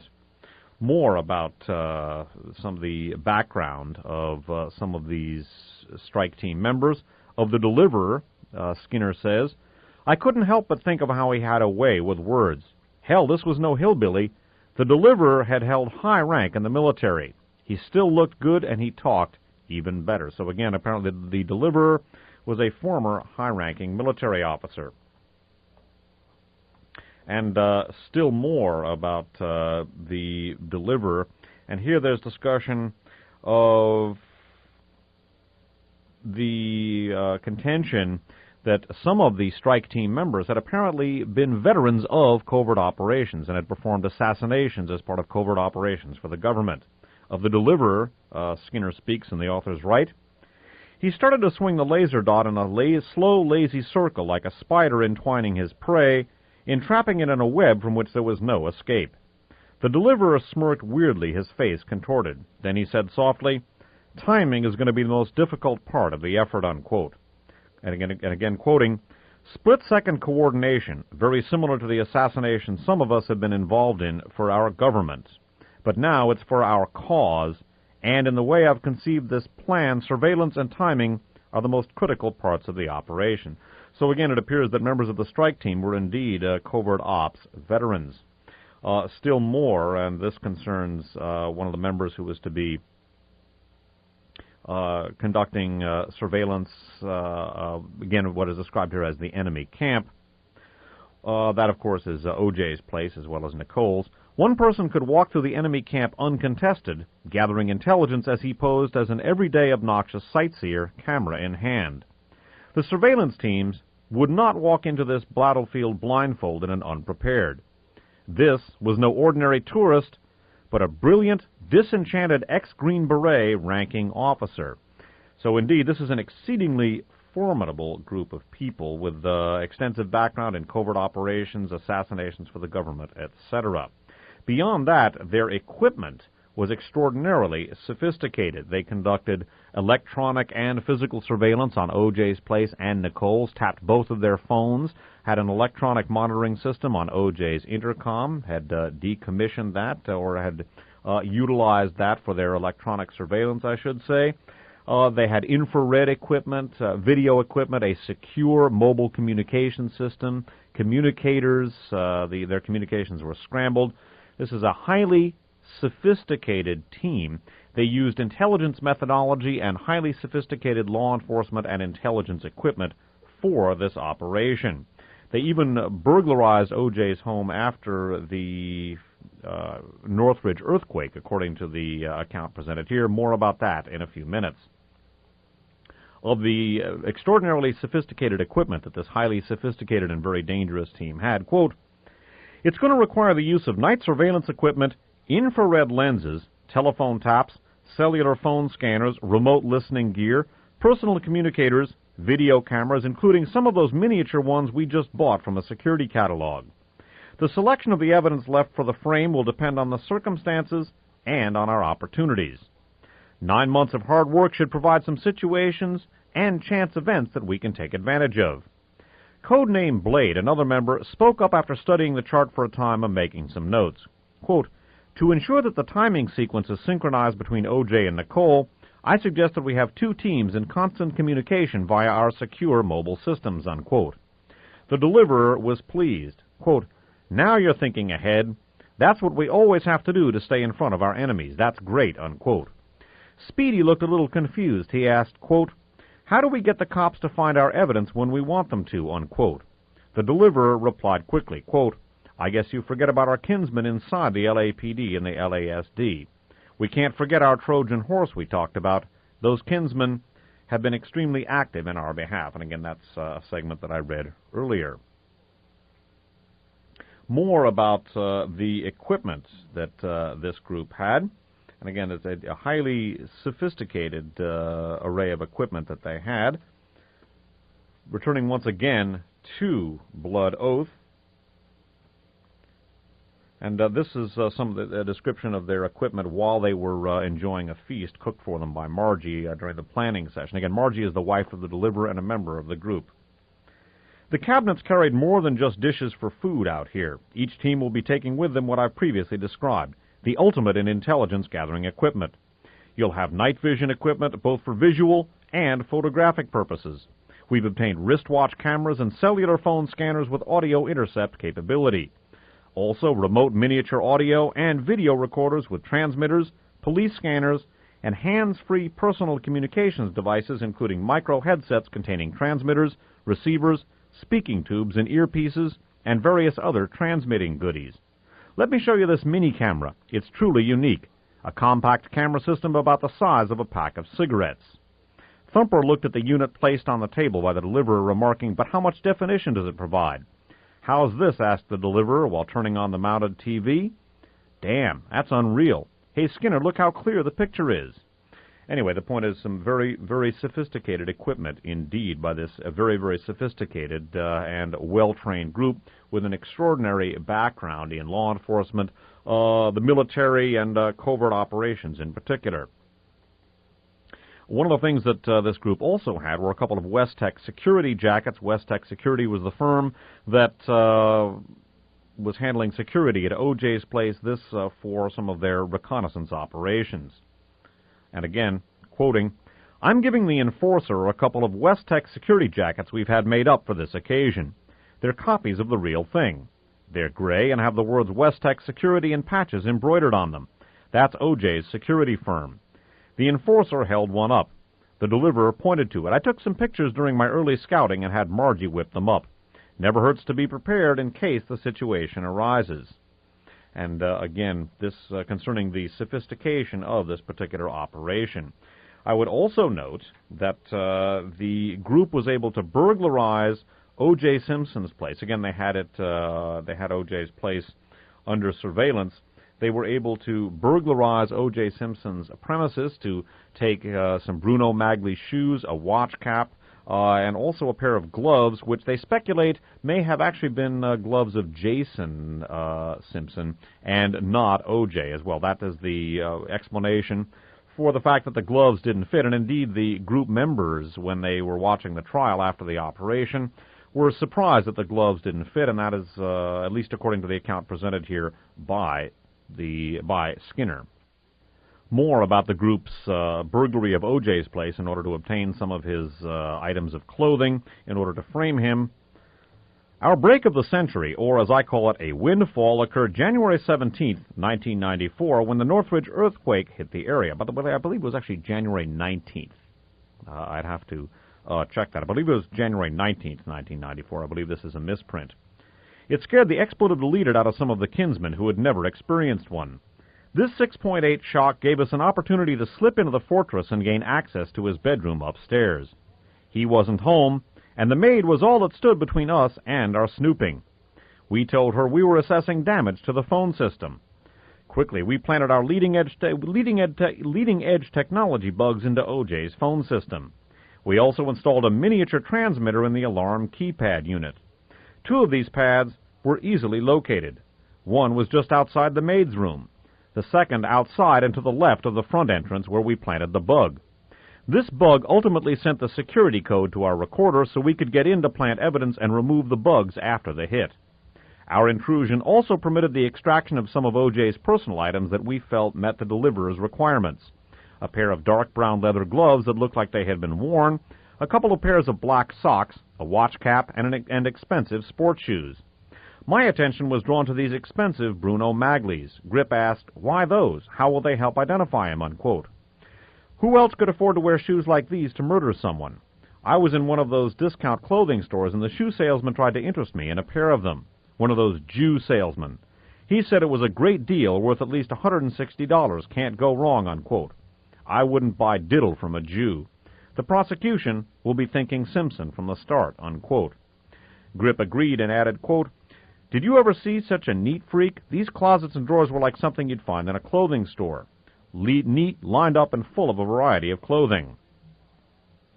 Our ability to get inside allowed us to plant a rather unique telephone interrupt device into his system. All of OJ's utilities ran underground into the fortress and required access to the main telephone connection inside. By the way, the fortress is the team's nickname for OJ's residence. This location also served as the home for another bug. The device would allow us to temporarily disconnect all incoming and outgoing calls. While they were out, a message would be activated notifying the caller that there was a temporary problem which would be corrected shortly. An old telephone serviceman's trick was used to determine that the bug was working and that OJ's number was 476-4619. Cato's 476-1706, and Arnell's would not be deactivated. Cato's and Arnell's would not be deactivated. On our way out, Grip took one of OJ's trophies to be used at a later date to prove our involvement. Upon discussing this later with Grip, his explanation was, quote, "Remember that Kennedy case in Florida? The girl took a vase or something to prove she'd been there. In the meantime, he'll blame one of the workers he hired for taking it," unquote. The group also bugged Paula Barbieri. They were also conducting surveillance on Paula Barbieri and apparently planted a bug in her car as well, although they were interrupted in doing this and then relocated the car, which was reported as stolen. Returning to Blood Oath, on one occasion, the enforcer who was following her saw an opportunity to place a homing device and voice recorder in her vehicle. He was interrupted while in process and opted to drive the vehicle to a safer location. That was almost our undoing, as Paula came back sooner than expected. In his haste to abandon the vehicle, some of the deliverer's notes on Nicole's movements in late 1993 were dropped. Our uncanny good fortune continued to prevail as the enforcer slipped away. she reported her car missing. By the way, later the car was recovered, and notes talking about Nicole's schedule were indeed found in the car. The problem grew each day of our watchdogging. I decided to ask the deliverer for advice. His decision was to cut back the day-to-day intelligence gathering. For the next 2 months, most of our information would be collected by our telephone and intercom remote recorders. We scheduled pickups of the tapes every other day. And skipping down still further, upon her return, Nicole's telephone-recorded conversations indicated a romantic involvement with a Ron Goldman. I'll never forget the raging anger that spewed from Blade when he heard the name Goldman. That nigger-loving mother, expletive deleted, is now involved with a kike. Let me be the one to slit her throat in the name of our glorious Aryan heritage. I have taken an oath to destroy traitorous enemies such as her," unquote. He continued to rant, and his face contorted as he exclaimed, "This is the very same person who the deliverer claims has German blood running through her veins. The righteous solution will be to drain her body dry of her Aryan heritage," unquote. And again, that following the allegation of romantic involvement between Goldman and Nicole may very well be true. I have no way of knowing one way or the other. Apparently coming, according to the account Skinner presented, from the bugging of Nicole's telephone. I'm going to repeat a passage I read in the last segment. In addition, of course, to law enforcement personnel, Skinner, the informant for the authors, also maintains that the group had people in forensics labs providing them with intelligence information. Quote, "We need to get information about OJ's doctors and plan visits for checkups. I'm talking to some forensic lab people who are kinsmen. I gained an insight into some other items that could be used in the frame. One of the guys checked a legal database he had access to." And apparently, according to Skinner, the group was able to obtain a sample of O.J. Simpson's blood from a, quote, kinsman, unquote. That's the causes terms for fellow Nazis or white supremacists. So again, when you hear the term kinsman, that is their internal terminology for their comrades in arms or fellow organizational members. According to Skinner, they were able to affect the frame of O.J. Simpson by planting some of his blood at the scene of the crime and then also at O.J.'s place. Alluding to the failure to ignite the AME operation, the deliverer here, actually the enforcer here, codenamed Enforcer, holds forth as follows. "Who couldn't forget how the bleepin' BATF, Bureau of Alcohol, Tobacco, and Firearms members, and their cousins, the FBI, nailed some of our suppliers? We got lucky because they missed our guy. He was a key player then, and now he's going to be an even bigger one. He supplied us with most of the machine guns and plenty of ammo. He's a totally rounded person, a Renaissance man with a chemistry background. He knows how to make a bomb. We talked about using one for that church deal, but that damned FBI infiltrator blew the whistle before we could consider it. Lucky we didn't discuss his bomb with the snoop. Quote, you can be sure the day will come for his bomb. Maybe this guy is real strange, or maybe it's just what he does. He was telling me about his work one day while we were downing a couple of cool silver bullets in a little beer joint in Oxnard, California. This sucker works with blood for a living. No, he's not a vampire. He not only works with it, but he can tell you who the blood belongs to by doing some crap to it. He said it was a blood fingerprint. I think he mumbled something about being a DNA specialist. He was telling me how this DNA got some people out of the pen by proving that their blood wasn't the same as the blood found at the crime. The DNA stuff creates some sort of picture of who blood or saliva or sperm belongs to. Who'd ever think after you screwed someone they could pick you out of a crowd? Hell, he said this DNA is capable of finding a needle in a haystack. It was during a torrent of his cursing out niggers, Mexicans, and Jews when he told me about someone's blood that he picked up. Now, who do you think that blood belongs to? OJ Simpson. That big nigger has an arthritic condition and takes all kinds of medications for it. He goes in for checkups all the time, and these checkups include blood tests to check the drug levels.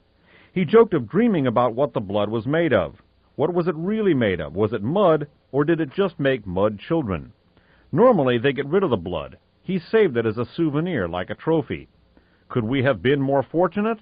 I'm sure we can get him to give up his trophy for the cause. With his knowledge of blood, he'd be the perfect one to take charge of the blood part of the frame.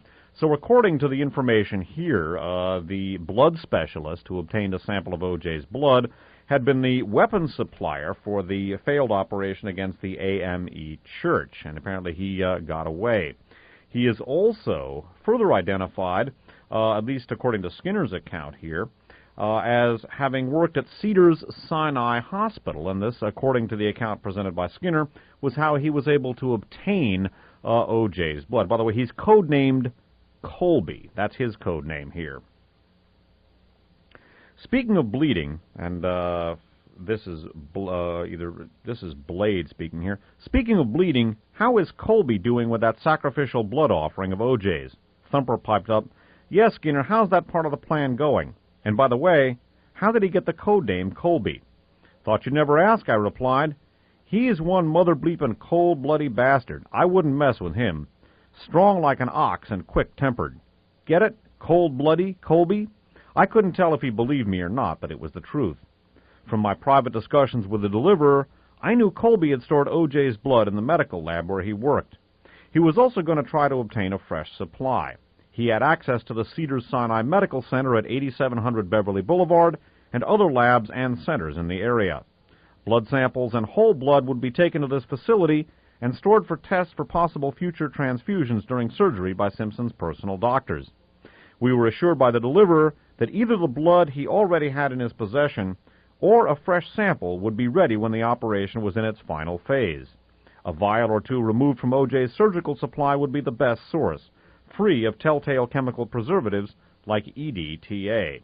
Again, I want to note before we present the last excerpt that I'm going to do in this segment that it is the suspicion of the authors that there is some disinformation in here, so that certainly should be factored into the assessment of this particular work. However, I personally believe that the vast bulk of the information in here is accurate. There may be some disinformation, and indeed the informant Skinner indicated that he was deliberately obfuscating some things in order to protect the identity of his comrades in arms. There is speculation that perhaps the Colby, this blood and DNA specialist, might have been Stephen Garrett Colburn, a white supremacist indicted on a weapons charge, who was an acquaintance of Timothy McVeigh's. Initially was a suspect, although later was not a suspect in Oklahoma City, or was not indicted for involvement in the Oklahoma City bombing. And I would also note that Stephen Garrett Colburn, white supremacist, a weapons aficionado, and acquaintance of Timothy McVeigh's, was, in fact, a blood specialist and DNA specialist at Cedars-Sinai Hospital at exactly the time period required to obtain OJ's blood, and OJ was being treated there at this time. Just as the Oklahoma bombing, returning to Blood Oath, just as the Oklahoma bombing was the catalyst for our informant coming forward, coincidentally, it was also the catalyst for the arrest of Stephen Garrett Colburn, 35, alias Bill Carson. Colburn had been employed as a DNA research associate at Cedars-Sinai Medical Center from mid-1993 through October of 1994. It was during that time OJ Simpson had surgery there. Colburn was arrested by federal marshals on Friday, May 12, 1995. Mr. Colburn failed to appear in court on October 21st for a July 20, 1994 weapons charge that involved the seizure of a knife, an assault rifle, a silencer, and 2 loaded pistols, one of which was a 9mm. The seizure took place in Upland, California on Route 83, less than 10 miles from the Chino airport, where a couple with the last name Nadal, N-A-D-A-L, kept a very strange airplane. Christian and Doris Nadal, or Nadal, I'm not sure how it's pronounced, lived in North Hills, California, about 10 miles north of the scene of the murders in Brentwood. They were involved in the bombing plot of the First AME Church of Los Angeles and maintained an airplane with a swastika on its tail at the Chino airport. Colburn is known to have expressed pro-Nazi sympathies with references to the Third Reich and was extremely anti-Semitic. He held a hatred of women, Mexicans, and non-whites alike. U.S. Marshals described Colburn as armed, dangerous, and trained in survival skills. When arrested in Oatman, Arizona, he kicked a marshal in the jaw and attempted to reach for a gun and knife in his back pocket. The trailer he lived in was searched and revealed several cases of ammunition, including cases holding link belt rounds for machine guns, along with cases of handguns and rifle bullets. Colburn admitted knowing Timothy McVeigh, the accused Oklahoma City bomber. On July 17, 1993, In an article titled "More Suspects Sought in White Supremacist Plot," the LA Times reported that investigators for the AME case, quote, are trying to trace those weapons, which may lead them to additional suspects, sources said, unquote. The weapons in question were dozens of machine guns, revolvers, sawed-off shotguns, bayonets, and pipe bombs. The agents also discovered stolen medical supplies and some very interesting paperwork, unquote. Colburn frequently traveled back and forth between Bullhead, Arizona and Los Angeles using routes 10, 15, and 40. Route 10 runs very close to Chino, while Route 40 runs directly through Barstow, both on their way to Los Angeles. By the way, Barstow was the strategically located point of the planning meeting for Operation Thunderbolt.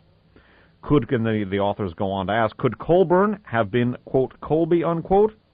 Or was Colby a clever code name standing for the West Los Angeles police station located at 1663 South Butler, bordering Colby Avenue? And again, some of the superficial circumstances surrounding Stephen Colburn suggests the distinct possibility that he may have been, quote, Colby, unquote, the blood and DNA specialist who, according to Skinner, obtained the sample of OJ Simpson's blood. But again, that is speculative. That concludes this segment. My name is Dave Emory. Thanks for listening.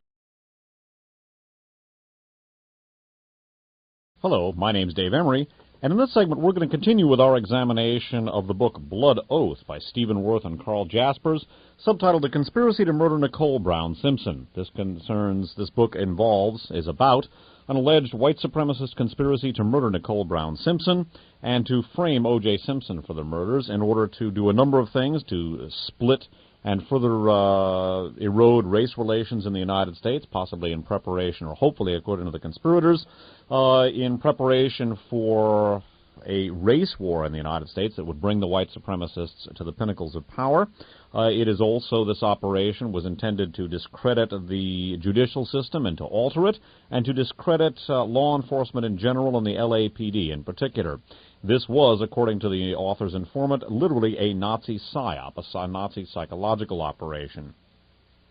The elite six-man strike team had an extensive background in the military, covert operations, and law enforcement. And they utilized the most sophisticated equipment with backing from a foreign terrorist group. They utilized law enforcement officers from inside the L.A. legal system, as well as a blood specialist to obtain a sample of O.J.'s blood. They maintained electronic and physical surveillance on O.J.'s place and Nicole's place in order to accomplish this operation, at least according to the informant. And according to the informant, his coming forward was prompted by regret over the Oklahoma City bombing, in which, according to him, some of his kinsmen or fellow white supremacists died. And beyond that, the regret he felt over the loss of life on the part of the children, some of the white children in particular. At the same time, this informant maintained a degree of solidarity and loyalty to his white supremacist comrades in arms, and their identities were carefully disguised by the informant, even when he was breaking the story to the authors. What we're going to look at in this next segment are some of the oblique links between elements of the informant's story. The informant is codenamed Skinner, as are all the other members of this elite white supremacist hit team, and the Oklahoma City bombing, and also some possible connections between the Cause group and other incidents and other organizations. Again, Cause, the name of this elite white supremacist Nazi hit team, or Nazi organization, was called Christian Aryan Underground Special Enforcers. It was an acronym. Many of these segments that I'm going to touch on now will be review from some of the earlier segments. First of all, there is an oblique reference to some of their brethren, quote-unquote, and some intelligence that they had performed vis-a-vis an FBI infiltrator into their organization that was attempting to destroy the AME church in Los Angeles. The group also, at least according to Skinner, had murdered Brett Cantor, a music producer who refused to promote a white supremacist band called Rahowa, and indeed O.J.'s defense team had maintained that Brett Cantor's murder was very similar to that of Ron and Nicole. He was almost decapitated with an almost identical knife slash. Returning again to Blood Oath, background of the attempt to unmask an FBI infiltrator who blew the AME operation for this group, background investigations would have eliminated from a position of confidence the FBI agent who infiltrated the group. he wouldn't have been able to gain access to critical data. As it was, we finally did penetrate his cover with the help of one of our Oklahoma City brethren. They're real sharp. We're going to do something together with them real soon. But his unmasking came too late, only 3 days before the FBI agents. So again, although it's a brief and oblique reference, one of the suspicions that one might indeed obtain from that is that subsequent operation with the Oklahoma City brethren, quote-unquote, was the Oklahoma City bombing. And again, one has to wonder if perhaps Timothy McVeigh was part of a small blind cell like this 6-man elite strike team with military backgrounds that, according to Skinner, performed Operation Thunderbolt, the murder of Nicole, and the framing of OJ. The authors also note, although this is certainly peripheral and by no means definitive, the similarity in the armaments that were issued to members of this strike team and the weaponry that Tim McVeigh had on his person when he was arrested.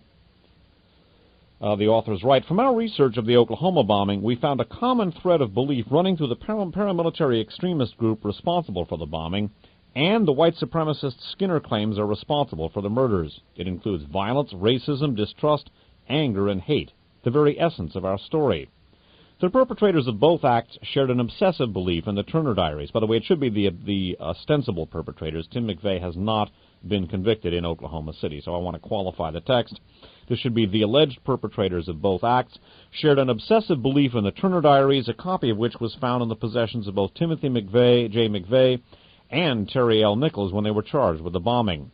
Also found on McVeigh at his arrest were a large fixed-bladed knife and a .45 caliber Glock military assault pistol Model 21 with a black Talon impact-expanding bullet in the chamber and two 13-round clips of hardball or high-velocity ammunition. These were the same weapons issued by the deliverer to Skinner and his team of kinsmen. We've also pointed out that Dennis Mahone, one of the individuals being pursued by Stephen Jones, McVeigh's attorney, in connection with his contention that there was a white supremacist conspiracy to blow up Oklahoma City, which is exactly what Skinner is maintaining. With regard to Dennis Mahone, a white supremacist Ku Klux Klan organizer who was using his White Knights group, or was recruiting for his White Knights group among the LAPD, and in fact, it was the contention of the members of the strike team that Mahone's efforts were much more successful than the authorities had acknowledged, and that indeed some of these recruits were deeply involved with Operation Thunderbolt, the murder of Nicole, and the framing of OJ. Of Dennis Mahone and his recruiting in LAPD, and again, this is by way of review. On Saturday, April 20th of 1991, the Los Angeles Times published an article entitled "Klan's Attempt to Recruit Police Probed." The White Knights, a faction of the, the White Knights, a faction of the Kansas City, Missouri Ku Klux Klan, were actively recruiting members of the Los Angeles Police Department. The leader of the White Knights, the Imperial Dragon Dennis Mahone, was quoted from a telephone interview, quote, "Recruitment applications had been mailed to several LAPD divisions, to individual officers at the stations, and to some officers' homes," unquote. He stated that he had received about 50 responses from officers asking for more information. A handful returned filled-in applications. Moreover, he said if, quote, they, cops, see, quote, Police Chief Darrell Gates hammered, you're going to see a lot of guys join up, unquote. Mahone was alluding to the demand that Gates should resign after the beating of Rodney King by 4 white officers. Mahone, who has an office and followers in Tulsa, Oklahoma, made the following chilling statement. "We're the most violent Klan in America, and we are trained in counterinsurgency," unquote. Continuing his recruitment in November of 1991, Dennis Mahone traveled to an area near Königs Wusterhausen in Germany to organize German skinheads. In a speech he bellowed, quote, "Race, nation, family, Sieg Heil." Well known to all were a series of trials in Los Angeles following the riots and their accompanying investigations. Equally publicized was the resignation of Police Chief Darrell Gates.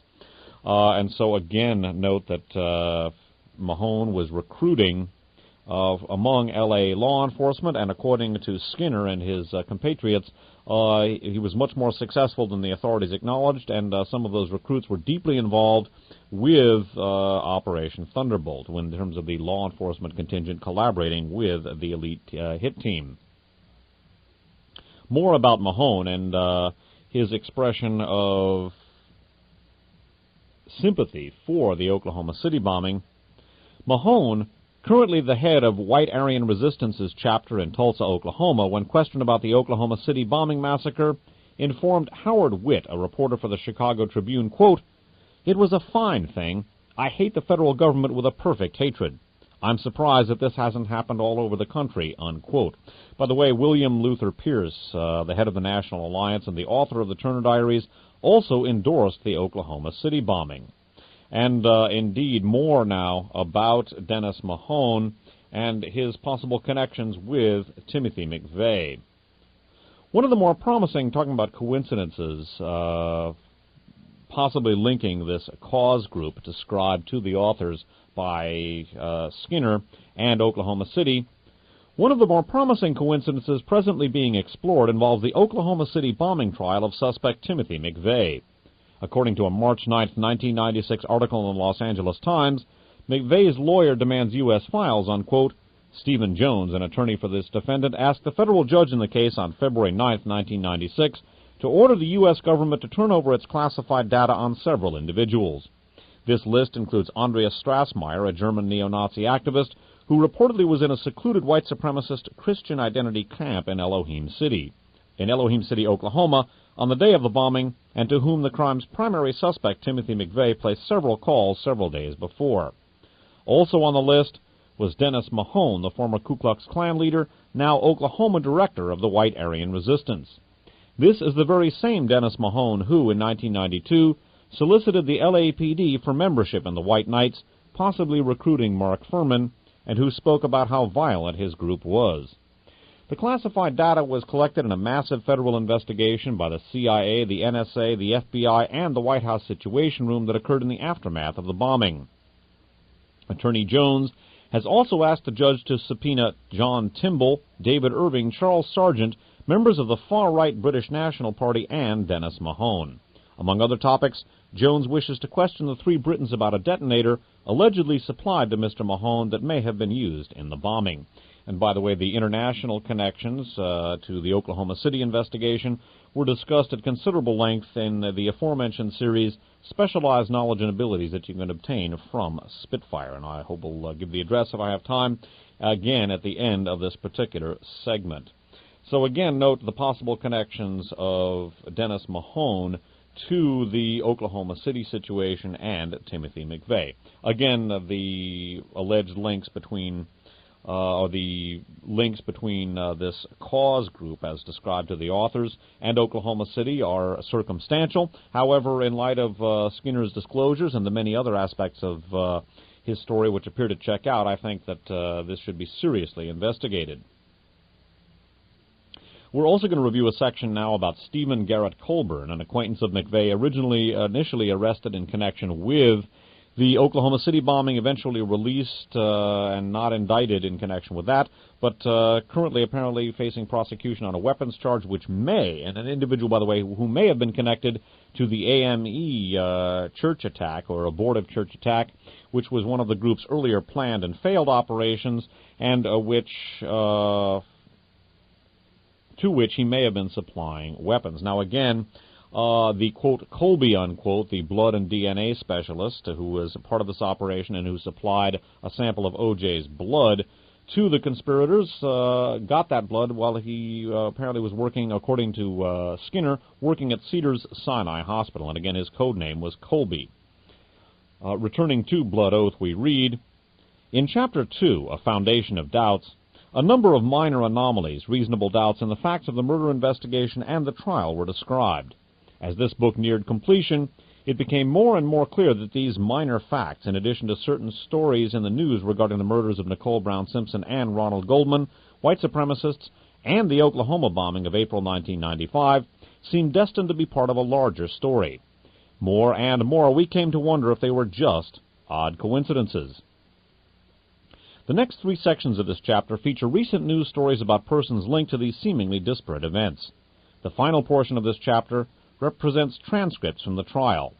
We believe the transcripts shed light on some of the reasonable doubts raised in Chapter 2. And by the way, I would interject that for those people who do believe that there was a good case against OJ Simpson, I suggest that they read these reasonable doubts. It's a very modest appellation for these particular things. I will state without qualification what I've stated almost from the beginning, that what O.J. Simpson was alleged to have done is physically impossible for one person under those circumstances, and I will stand on that. A person has a carotid artery cut. It's a bloody, bloody mess.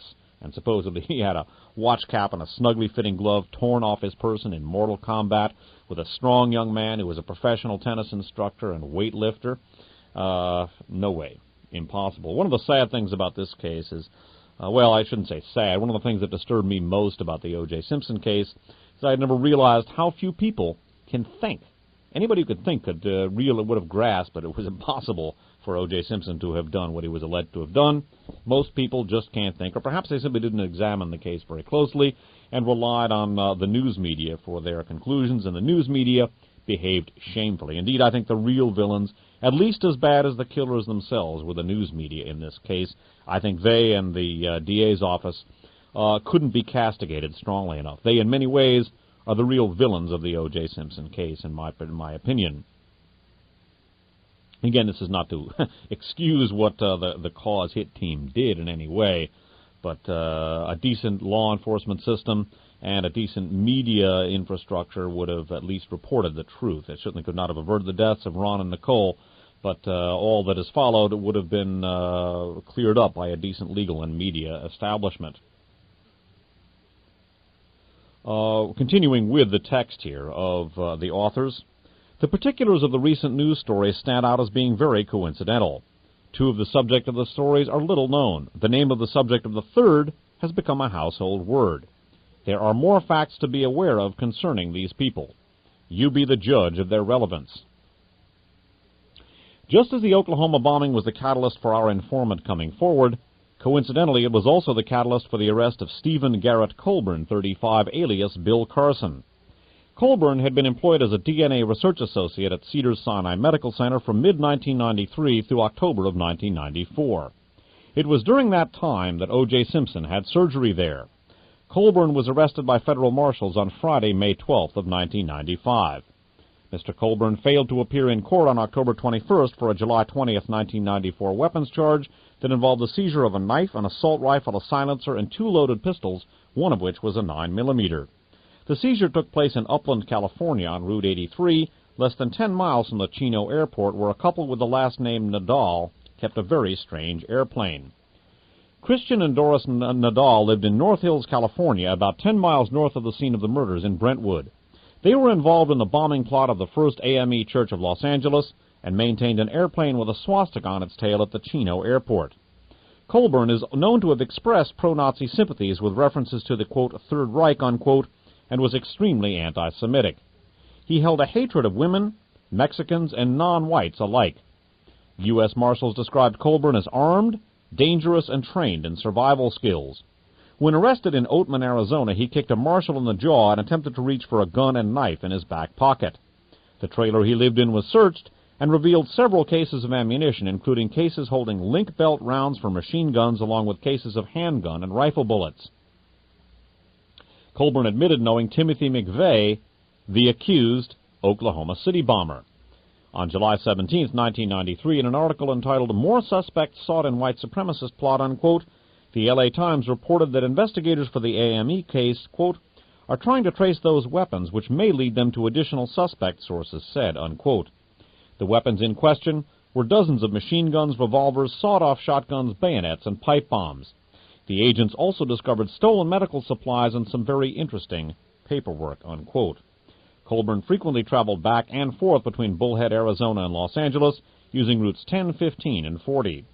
Route 10 runs very close to Chino, while Route 40 runs directly through Barstow, both on their way to Los Angeles. Could Colburn have been Colby, or was Colby a clever code name standing for the West Los Angeles Police Station, located at 1663 South Butler, bordering Colby Avenue?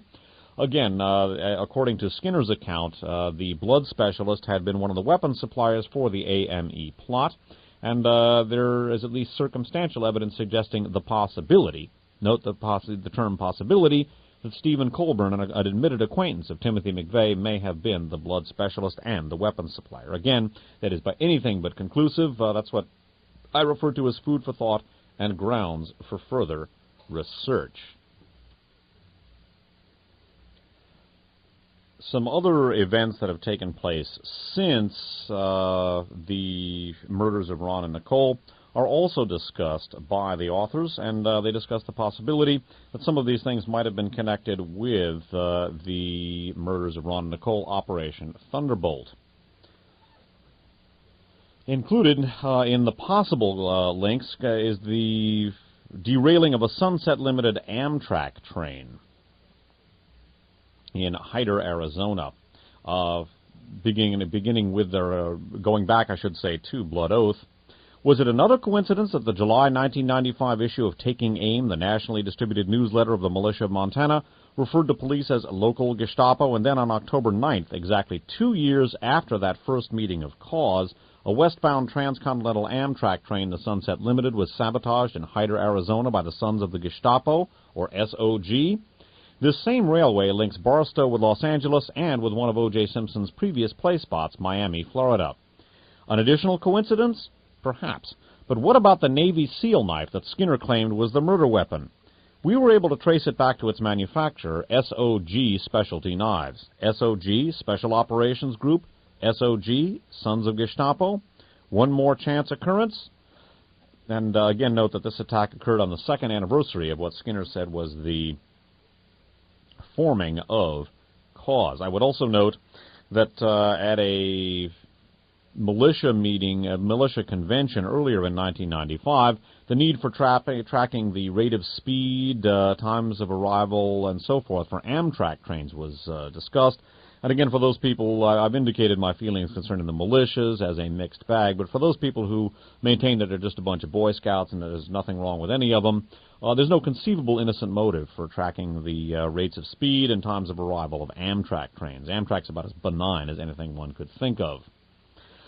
Still more about the derailing of the Amtrak train. By the way, there's a 3-part miscellaneous series about the Amtrak derailing called The Sons of the Gestapo. The Amtrak derailing and other related topics. In a Wednesday, October 11th, 1995 Los Angeles Times Home Edition article, Attack on Amtrak, Jesse Katz interviewed Leonard Hall, a longtime resident of Hyder. He offered a racially motivated explanation for the sabotage that he attributed to white supremacists who were angry over OJ's recent acquittal. Everything that happens from now on is connected to OJ, unquote, said Hall, who was wearing a baseball cap that features farm animals in flagrante delicto and the motto, Barnyard Romance. In the world of publishing, a most interesting coincidence was unveiled with the release of Stephen Singular's explosive Legacy of Deception, an investigation of Mark Furman and racism in the LAPD by Dove Books in December of 1995. And again, there is considerable degree of overlap between Legacy of Deception and some of the things presented in this particular book. I did a 3-part interview with Stephen Singular, the author of Legacy of Deception, and also a 6-segment excerpting of the book Legacy of Deception. Those are available from Spitfire. Again, another possible coincidence concerns Mark Furman moving up to Sandpoint, Idaho to retire about the same time that Louis Beam moved there as well. Louis Beam was one of the defendants in a 1988 alleged conspiracy to blow up the Oklahoma Federal Building. That also involved members from the Order, including Louis Beam, a founding member of the Order that assassinated Alan Berg. And I would also note that his attorney in that trial was Kirk Lyons, the attorney for Andreas Strassmeyer, the son of Gunter Strassmeyer, Helmut Kohl's chief of staff, or former chief of staff, I should say, and one of the security people at the Elohim City compound that McVeigh called a couple of weeks before the Oklahoma City bombing, whether or not McVeigh was involved. Strassmeyer admits knowing McVeigh but doesn't want to talk about the situation. I would also note that the director of Elohim City, a fellow named Robert Millar, claimed the body of Richard Snell, a white supremacist who was executed for murdering a pawnbroker whom he thought was Jewish, and a black Arkansas state trooper. Snell was also one of the defendants in the 1988 conspiracy. The security director for Elohim City, or one of them, was James Ellison, who was the government witness against those alleged conspirators. The trial fell apart because he was such a weak witness. One wonders whether perhaps he was a deliberately weak witness. Note also that after his conviction, Wayne Snell said to the judge, "Look over your shoulders. Justice is Coming, and in the March 1995 issue of Taking Aim, the newsletter of the militia of Montana, headed up by an Aryan Nations associate named John Trockman, the newsletter warns that on April 19th of 1995, Richard Snell will be executed, quote, unless we take action, unquote. Again, that's by no means conclusive, but I don't think one should too readily dismiss a possible connection between the Oklahoma City bombing and that cryptic warning in the March 1995 newsletter of the militia of Montana.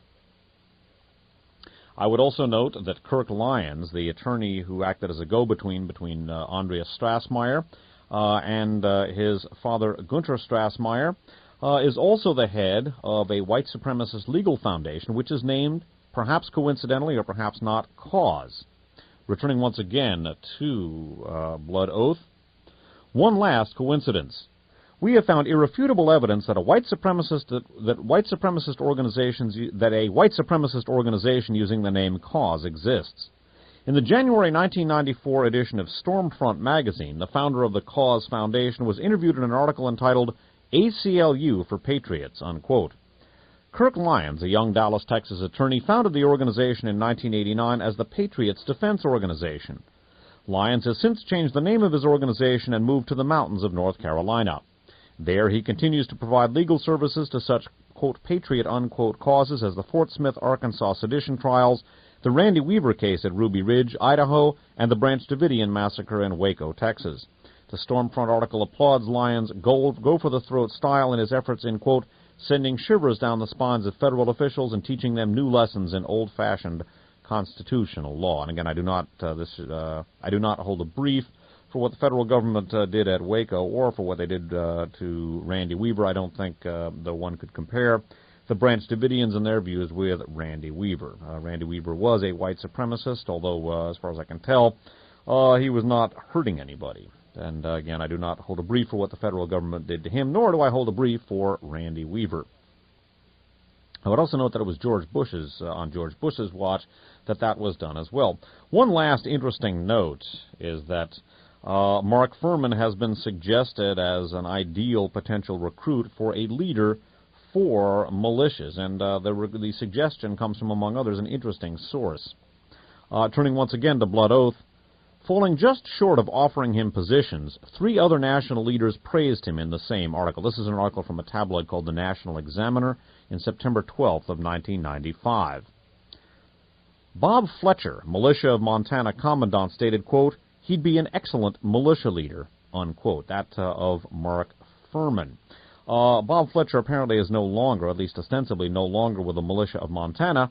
He has moved instead to Los Angeles, which is a long way from Montana, both geographically and culturally. He apparently, according to news accounts, is involved with setting up media outlets in L.A.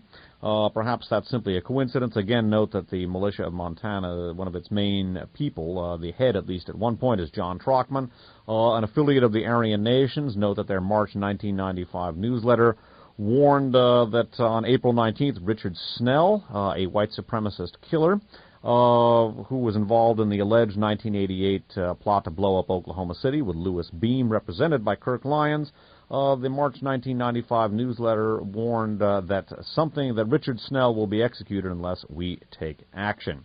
Again, I'm not necessarily casting aspersions on Bob Fletcher. Don't know the man.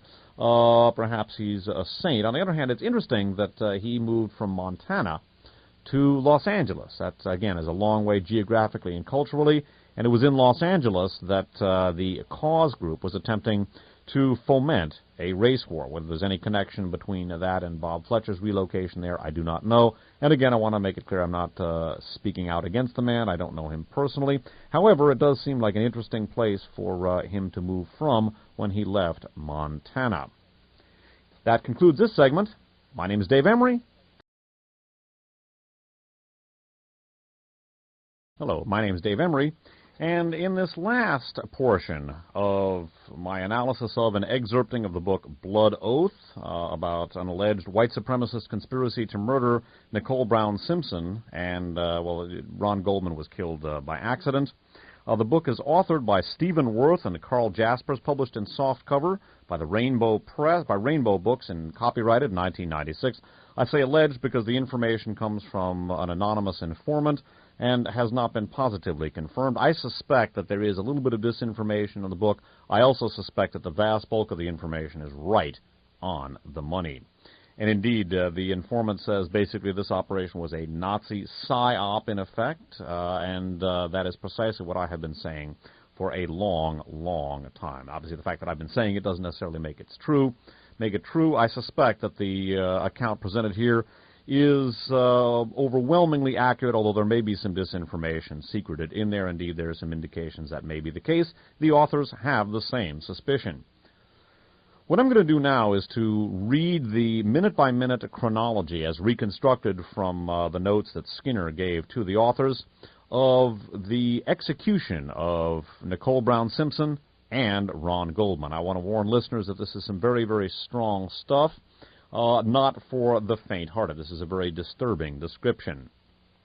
Again, the actual execution of Operation Thunderbolt went down as follows. Bear in mind that both OJ's and Nicole's places were being surveilled physically and electronically by three-man teams, and that the teams were in constant, real-time communication with each other through a remote, secure mobile communication system. They had communicators, and their communications were scrambled. The actual account of the killings goes as follows. A screenwriter would have had great difficulty creating all of the actions that day that were played in separate locations at precisely the same time. The time sequence has been reconstructed from notes and Skinner's best recollections of the day's activities. At 0600 hours, OJ Simpson packed his tools of play into a golf cart at the Riviera Country Club, determined once again to master the game he loved. Over on the west side, our strike team packed its tools of play into a car, a van, and a white Bronco. We were equally determined to accomplish our goal in the name of the master race, the execution of the only other thing OJ truly loved. Our mission clock had begun its countdown at dawn. When our clothes and personal items were stowed in the van, Grip and I paused and stepped back from the vehicle. We glanced at each other. A reverent calm fell over us. Each knew the other was remembering Thumper's words from the canyon. Out of these ashes shall rise our new nation, unquote. We met the others for a leisurely breakfast at Norm's on Sepulveda. I was surprised to see the enforcer all decked out in a natty new suit. He looked like a lawyer. He said he always got dressed up for an important action, and besides, Blade and Speedy are making the hit. All he's got to do is stand and watch. Over coffee, we reviewed critical mission times once again. 1. OJ's limo pickup approximately 22:45. That's at 10:45. 2. Flight leaves L.A. International 23:45. 3. Travel time from Bundy to Rockingham, 10 minutes. 4. Take out Nicole and possibly her guest, no more than 15 minutes, 20 minutes max. 5. Remove all traces of bugs, another 10 to 20 minutes. 6. Plant evidence at Bundy's scene and then at the fortress after the hit. Again, the fortress is the conspirators' code name for OJ's residence. 7. Bang Cato's wall no later than 22:40. Remember, the limo arrives at 22:45. That allows OJ 5 minutes to get in the house for the pickup. Of course, he'll already be inside waiting, maybe even napping. The cops must determine there's sufficient time for him to get inside to meet the limo. 8. Once he's left for the airport, we'll have time to plant blood inside the Bronco and remove the bugs. After going over the timing, I relayed the deliverer's orders. He informed me of a meeting he would be having with the Dark German today, appraising him of the final plans. Here's a few of the orders that I remember giving to the strike team. Again, the Dark German is the code name for the LAPD insider who directed the investigation in the direction of OJ. Everyone except Blade wears surgical gloves from the time the operations begin at both locations until they are completely over. Blade will wear the leather gloves and the watch cap we lifted at the fortress. The shoes we took at the same time will show only on one person. Blade, your size 10.5 foot, will fit a little loose, but with a couple of pair of heavy socks and OJ's socks on top, you'll be all right. I don't expect you to be dancing, but be careful you don't lose one. Sock prints would look bad. When you're inside the gated area of Bundy, everyone but Blade will wear the shoe protectors. Almost forgot the dogs. We should have listened to the deliverer's suggestion of getting dogs to look like we belonged. Grip jokingly remarked, Hell, our dogs could have kept their dogs company while we took care of business. Now we might have to tranquilize them with the gun. By the way, this is a tranquilizer gun that was used to neutralize the dogs. Damn, I hope it don't hurt them. Can't stand to see animals in pain, Blade muttered. Blade loses the glove and cap on the site. After he's done that, he'll plant a couple of drops from the hypo containing OJ's blood. You guys don't forget her evening visitor, her lover. He's been thoughtful enough to keep her at home. We've got the perfect setup. OJ finds lover and Nicole together under the stars and in a rage brutalizes them. At the completion of the assignment, Blade and Speedy will calmly exit the scene and drive back here so we can switch Broncos and plant some of Nicole's blood, some bloody clothes, and Blade's other glove. Back at Bundy, Thumper and the Enforcer will stay on to remove the bugs and make sure the bodies are found. Thumper, you better go up the pole. I don't think the Enforcer will be able to make that in that fancy suit. Each team's been given their departure route. Thumper and the Enforcer will be taking the 405 to the 101 towards Oxnard and up the coast. Blade, you and Speedy will be traveling up the 405 to the 5 and straight north. Me and Grip are heading back towards Barstow and up 15 to Vegas, unquote. Before we broke ranks for our designated posts, I asked if there were any questions or areas that had not been covered. Do we abort the mission if the timeline provides an alibi for OJ, or do we gamble on the planet evidence being overwhelming, Thumper asked. Abort, abort, abort. We'll wait for a better time, was my response. With that in mind, work hard and smart. Let's complete our mission, good luck, and Godspeed. Grip and I headed for our favorite spot on Sunset Boulevard to monitor the intercom and telephone traffic at the fortress. Thumper and the Enforcer parked the Taurus near San Vicente to quietly monitor the Bundy residence. It was going to be a long day, but we were all full of energy. The white Ford Bronco was parked inside the garage underneath Blade's and Speedy's safe house. They would not leave until later tonight to prevent any unnecessary exposure. They were left alone to prepare for their night of stealth and doom. The clothing they selected for the night mission were jumpsuits with snaps, the kind worn by service personnel. The material was a dark blue, almost black cotton type of fabric. It's a familiar garment to those involved in similar actions. One of the most ingenious articles of deception was demonstrated by Blade. He did it about noon. It scared the hell out of Speedy. Speedy was intently honing the coated steel blade of his official SOG Navy SEAL 2¼ inch knife to a paper-slicing sharpness. His concentration was abruptly interrupted by an aberration in his peripheral vision. Jumping to his feet, Speedy dropped the honing stone and instinctively held his knife in an offensive position. Then, just as quickly, he yelled, "What the blank? Where the hell did you get that mask? I thought for a moment that OJ had gotten to me," unquote. By the way, I just want to interject ever so briefly, hearkening back to the previous segment. This group used highly sophisticated codes, and some of the coincidental observations, or observations about coincidence, such as SOG, Special Operations Group, the part of the name of the Navy SEAL knife that they used, and Sons of Gestapo might seem preposterous to some, but again, this group is highly sophisticated, steeped in intelligence and military methodology, and they use a very sophisticated coding system, and I don't think those are unreasonable questions to ask in light of their coding system, which is detailed by the authors. And again, there may be nothing to it. Continuing. The deliverer thought this could be the coup de grace. He had made it by a kinsman who makes puppets. He had it made by a kinsman who makes puppets. I'll only be wearing it in the Bronco when we head back into the fortress and after taking out Nicole and her bedmate. People see what they expect to see. The eyes play tricks. There's always the chance someone will spot the Bronco on the way back, and they'll swear they saw OJ in a hurry, unquote. It was 1400 hours in time for Blade and Speedy to receive an update on the current location of Nicole and OJ. The calls came in on time from both locations. Rockingham called in first at 1400 exactly. OJ hasn't come back yet. There's very little car traffic around the area and minor pedestrian, unquote. Bundy reported in a minute or so later. Nothing to report. She came back with the kids and some bags a while ago. She's still inside, unquote. The second secure call from Bundy came in at 1500 hours. Thumper informed Speedy, quote, "I intercepted a phone call at Nicole's from OJ. He bitched about the right to see more of his kids. It was made just after my last report. Next report at 1630 hours. 1600 hours, Grip reported OJ's home and calling some woman named Tracy. Normal BS, unquote. 1635 hours, the enforcer checked in with his report. Nicole just left, probably for Paul Revere Junior High. She's wearing a sexy little black thing, unquote. 1650 hours. Blade had barely finished with the enforcer when Speedy related, quote, OJ's left the fortress in his Bentley, unquote. 1730 hours. Thumper and the enforcer watched patiently outside the junior high, reporting no activity. 1800 hours. Thumper reported, quote, the crowd's starting to thin out. I'll stay on the line until I can spot Nicole and OJ, unquote. 1815 hours. Thumper notified Blade he could see them and that shortly thereafter they both took off.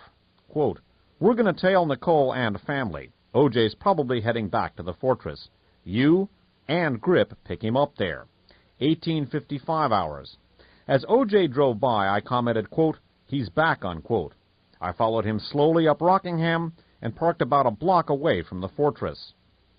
1935 hours. OJ's using his toy again, called some woman, left a message telling her he's going out of town on a late-night flight.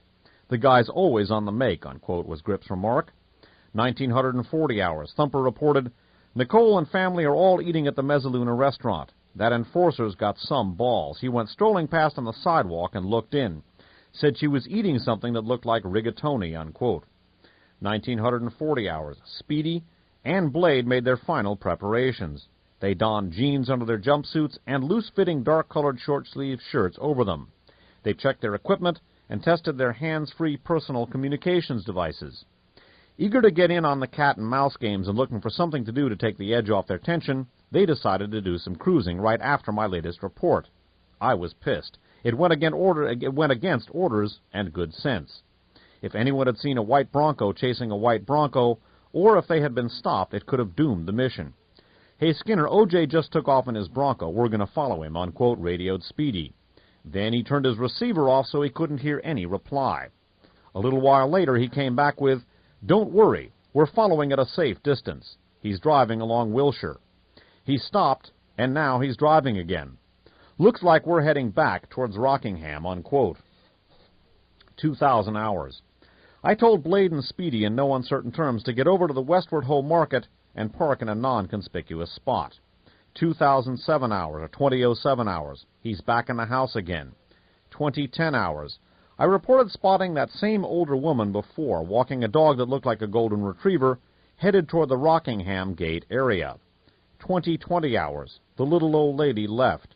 2030 hours. Nicole and family left the Mezzaluna. 2050 hours.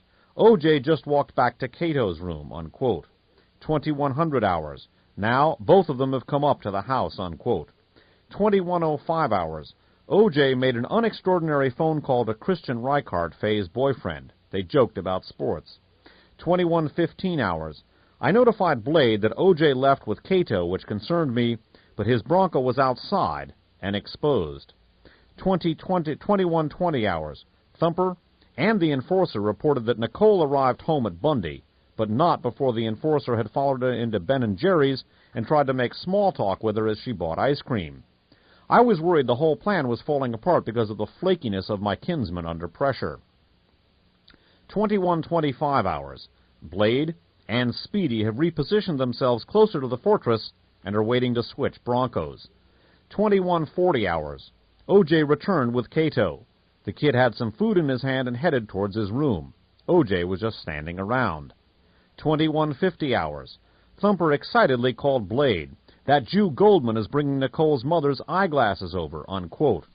Blade answered back, my dreams are answered. The Jew will need more than glasses to see another day, unquote. 2154 hours. Grip motioned to me. OJ just walked outside and took something out of the Bronco. It was a small cellular phone. 2155 hours. We remotely deactivated the phones in OJ's house, but not in the guest house area. I gave Speedy, Blade, and the Grip the okay to switch Broncos. 2201 to 2203 hours. Our frequency scanner picked up some very short cellular phone calls from OJ, and we spotted him with the phone in his hand. 2204 to 2205 hours. OJ picked up a golf club and began taking some practice swings. I thought of all times why when we're trying to move the Bronco. Hold everything, I exclaimed. There's blood on his left hand. I saw it when he brought the club back. He just hit the ball out of his yard. This infrared lens is worth its weight in gold. Blade, make sure you plant a little blood and lose the left glove at Bundy. It's corny, but it came just in the nick of time. Realizing he couldn't switch the Broncos with OJ chipping golf balls, Blade switched the license plates instead. 22:05 hours. It was Thumper again. Hey, Nicole just came out of the house and talked to some guy in a white truck. Now she's heading back inside. Something else, too. I can't explain it, but it's really spooky. It's too damn quiet.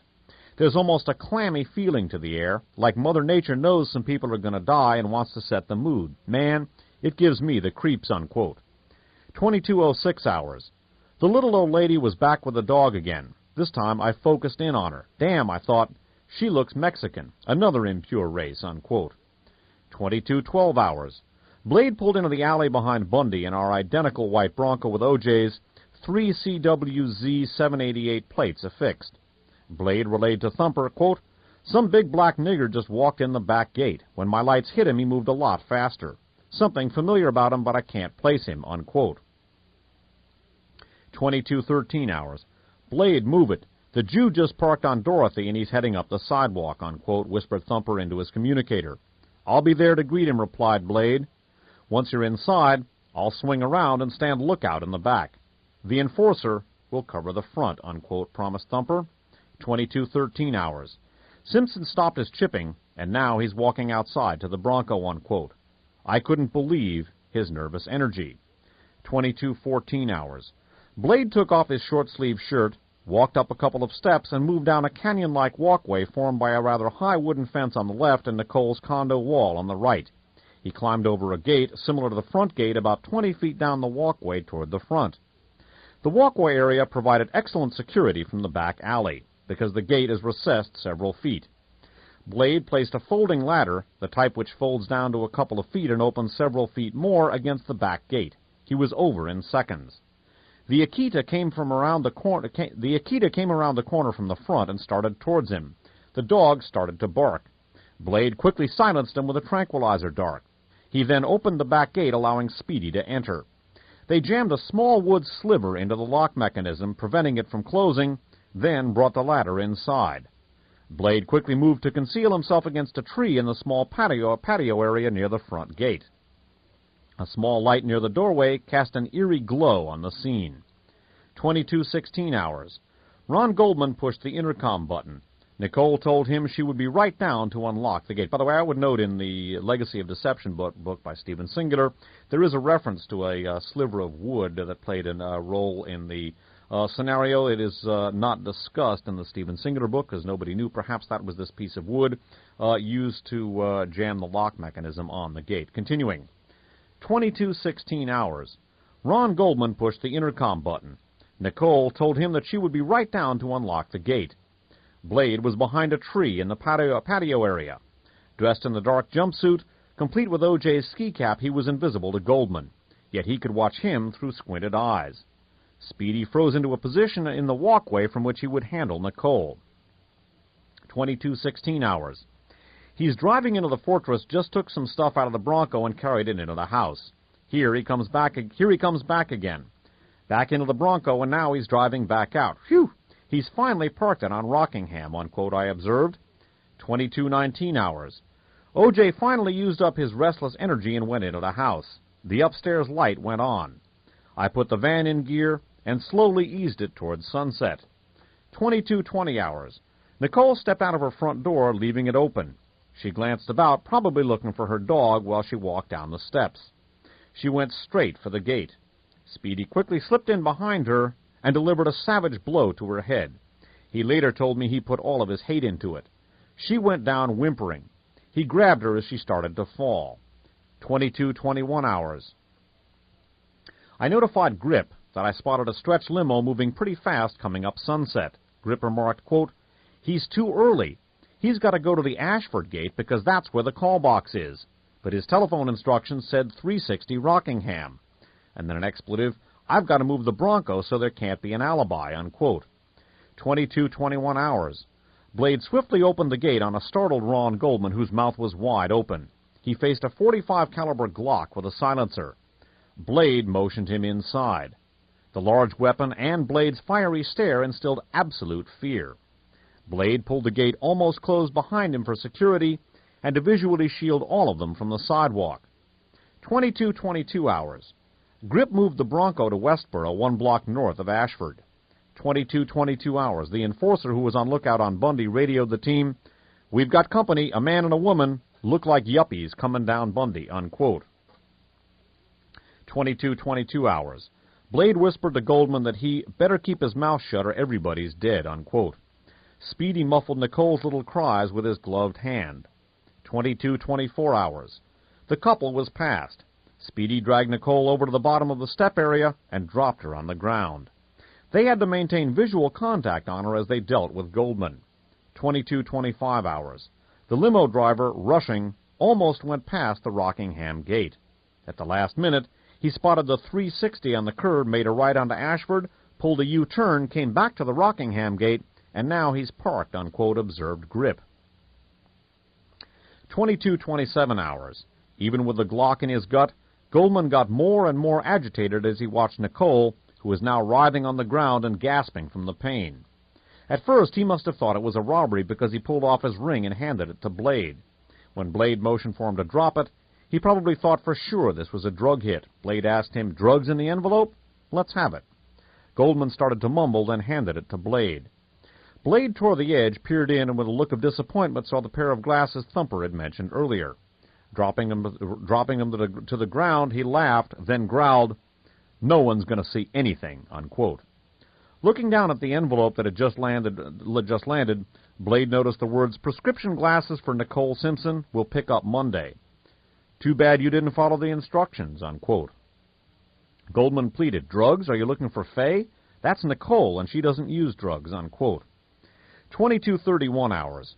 Speedy grabbed Goldman from behind and placed one hand over his mouth and his knife against his throat in one quick movement.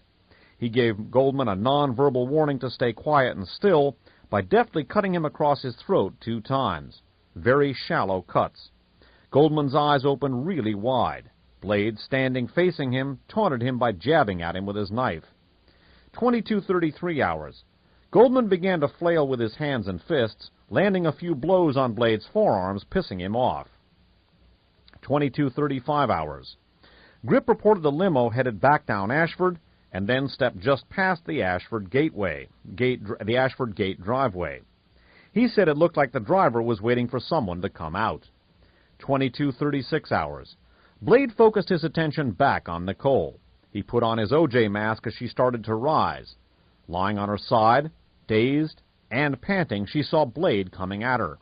Leaning on her left arm, she tried to evade him by pushing herself up and back against the wall, raising her right arm and hand to defend herself. He jabbed at her repeatedly and rapidly, cutting her hand and sticking her in the scalp, all the while taunting her, calling her white pea, expletive deleted, meat for niggers, unquote. She flopped over on her knees, bringing her left hand up, only to have it nicked in the fury of Blade's jabs. 22:37 hours. Blade stepped behind her and clamped his hand over her mouth. He leaned over her. With his masked face close to her ear, he whispered, "You better not shout, you better not cry, or your mud children are dead," unquote. Again, bear in mind they are all in instant communication with each other. Still, that is to say the hit teams. Still, she tried to crawl up her condominium steps with Blade hanging on for dear life. She even clawed at his hand over her mouth. Blade had had enough. He swept her legs out from under her and kneed her hard in the back. She went down on her steps with force. Blade was on top of her. The fall knocked the wind out of her. She was almost immediately up on one knee again, gasping, and Blade was stabbing at her head and neck. 22:38 hours. I reported the lights just went on upstairs in the fortress facing Rockingham, and the limo driver drove first back to Rockingham and then up to Ashford again. Grip remarked, "Damn drivers driving me nuts," unquote. 22:40 hours. The limo driver used the intercom. He didn't get an answer, so he went back to the limo. Grip backed the Bronco around and down from Westboro to a spot just south of the Rockingham gate, out of sight of the limo on Ashford. 22:40 hours. Blade grabbed Nicole's hair, pulled back her head, and sliced her throat with all his might, telling her, "This will send a message to all the others like you," unquote. At the last moment, he told me, she turned toward him and looked at in his masked face. Tears filled her eyes. He could feel her mouthing the word, "Why," under his hand. That infuriated him. As her body went limp in his arms, Blade ran his hand down her front to her crotch, fingering her briefly through her shift as she twitched. "Shame you had to waste it on the niggers, babe," he sneered. Then he let her fall out of the way of Speedy and Goldman, close to the gate. On the ground, her body continued to twitch and jerk. Her eyes, still full of tears, were wide open.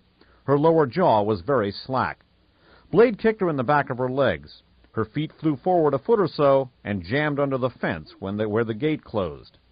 As Blade stepped back, the dog, still under the influence of the tranquilizer, wandered down the walk and started an almost wailing sound. Speedy said he felt sorry for the animal, which wandered off into the street, continuing to wail. 22:41 hours. Nicole's lover ran out of the house. The black guy Blade and Speedy saw before was ranting incoherently. He must have heard the dog or peeked out the front door. Maybe he caught a glimpse of Blade in the OJ mask and was scared out of his jockstrap. Slamming the gate, he took off down the alley and made the turn onto Dorothy. One hell of a runner. He jumped into a vehicle and almost ran over Thumper, who heard the commotion from his watch position on the corner of Dorothy and the alley. 22:41 hours. Hearing the gate slam, Blade almost blew the eardrums out of Speedy and me in the van as he shouted, "Hey, hey, hey," not thinking of his attached communicator. Now, in a frenzy, Blade returned to face Goldman. He began to chant a taunt. "Jew boy's gonna die, Jew boy's gonna die." 22:42 hours. I was on the radio back to him instantly. I demanded to know what the hell's going on, unquote. Silence was my answer. Blade was too involved with his task. I guess Goldman finally realized his life was about to be extinguished. Goldman's hands were cut and bleeding.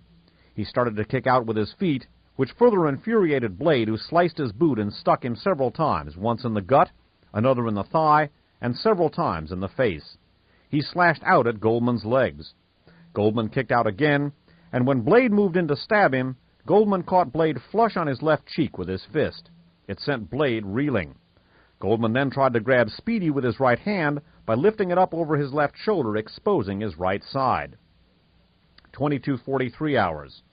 Blade stepped back in and thrust his knife a couple of times into Goldman's now exposed right side, between his ribs, puncturing a lung. Under crisscross streams from thin beams of waxing moonlight, light from the open door, and the weird sodium vapor street lighting, Speedy and Blade stood fascinated by the pillows of what at first appeared to be bright red, then gray-green frothy blood pulsing from his mouth with each heaving breath as his head rolled from side to side. Goldman lost all will to fight. Our scanner picked up a cellular call from the limo. No voice contact. He's keyed in 911. What the F's that about? Do you think he's on to us? Unquote. 22:44 hours. For some reason, Blade in the OJ mask got real close to Goldman's ear and whispered to him as he continued to stab him, jabbing, stabbing, and finally cutting his throat in a final crucifying gesture. 22:45 hours. Blade and Speedy sat the dying Goldman down against a tree and the fence, propped up so he could see Nicole's lifeless body bathing in an ever-widening pool of blood, even as a broad collar of his own blood oozed down his shirt and chest. Suddenly, Speedy began stomping on Goldman, cursing up a storm. One protective shoe boot he tore and hung off his foot.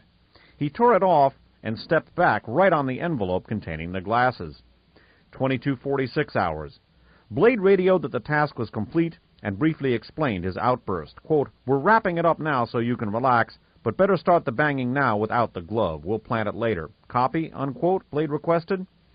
And then the rest of this passage describes how they planted the blood at OJ's and Nicole's, and the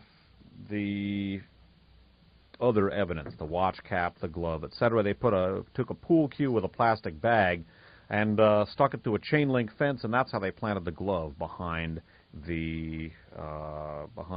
Cato's, the guest house in which Cato was staying. And that basically is how the operation was accomplished. That is how, according to this informant, Nicole and Ron died. And that also concludes this segment and this series. Again, the book, Blood Oath by Stephen Worth and Carl Jaspers. My name is Dave Emory.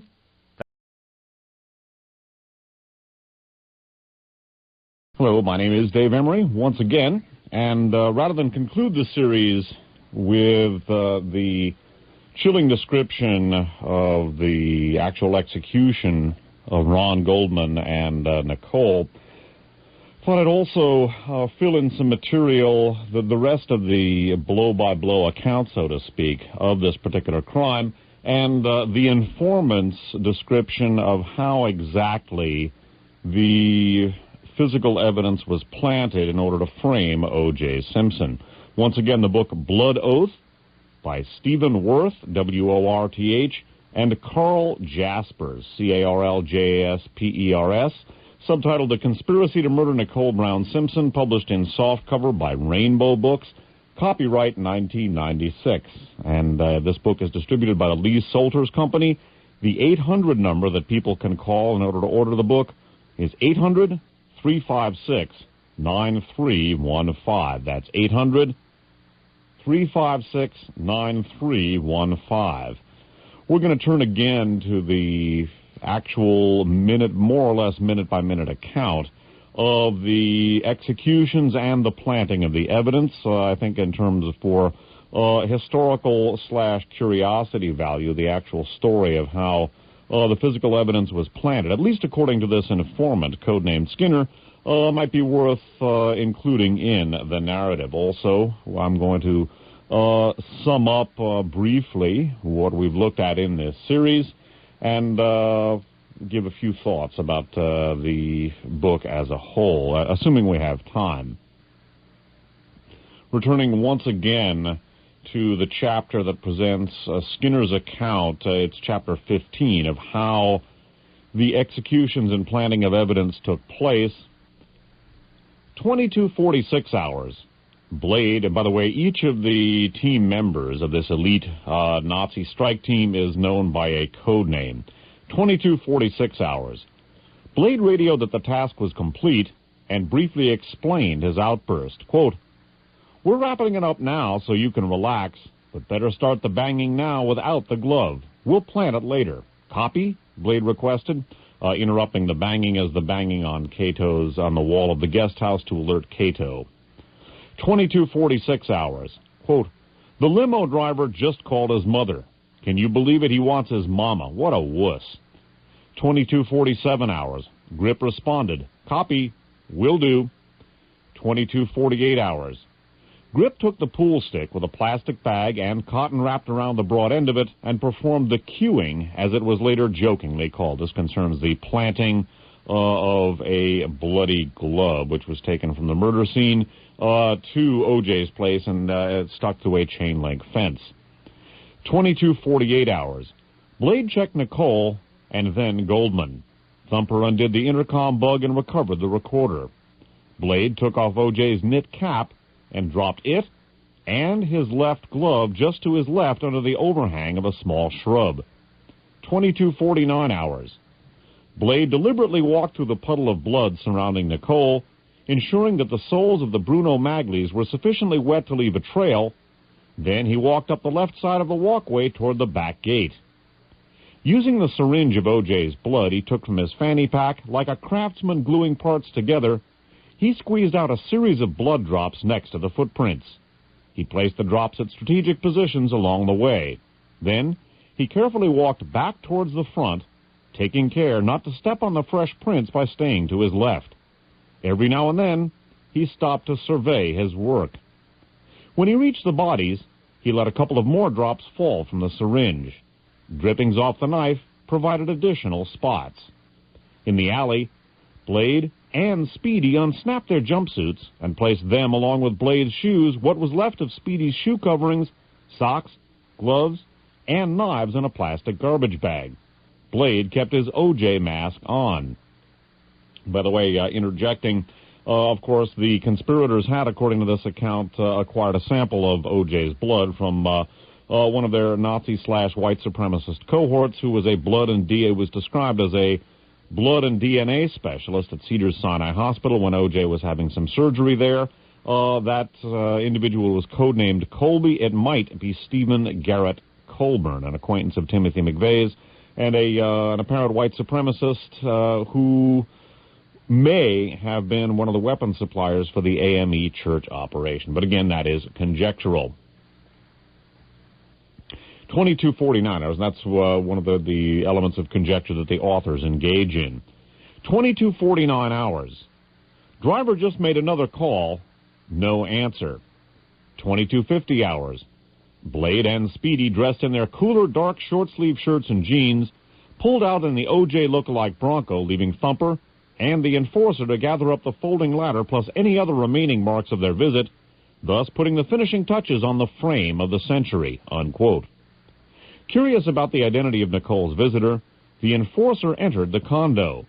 After a quick walkthrough, he noticed a cup of ice cream he had watched Nicole buy at Ben & Jerry's sitting on the back downstairs banister.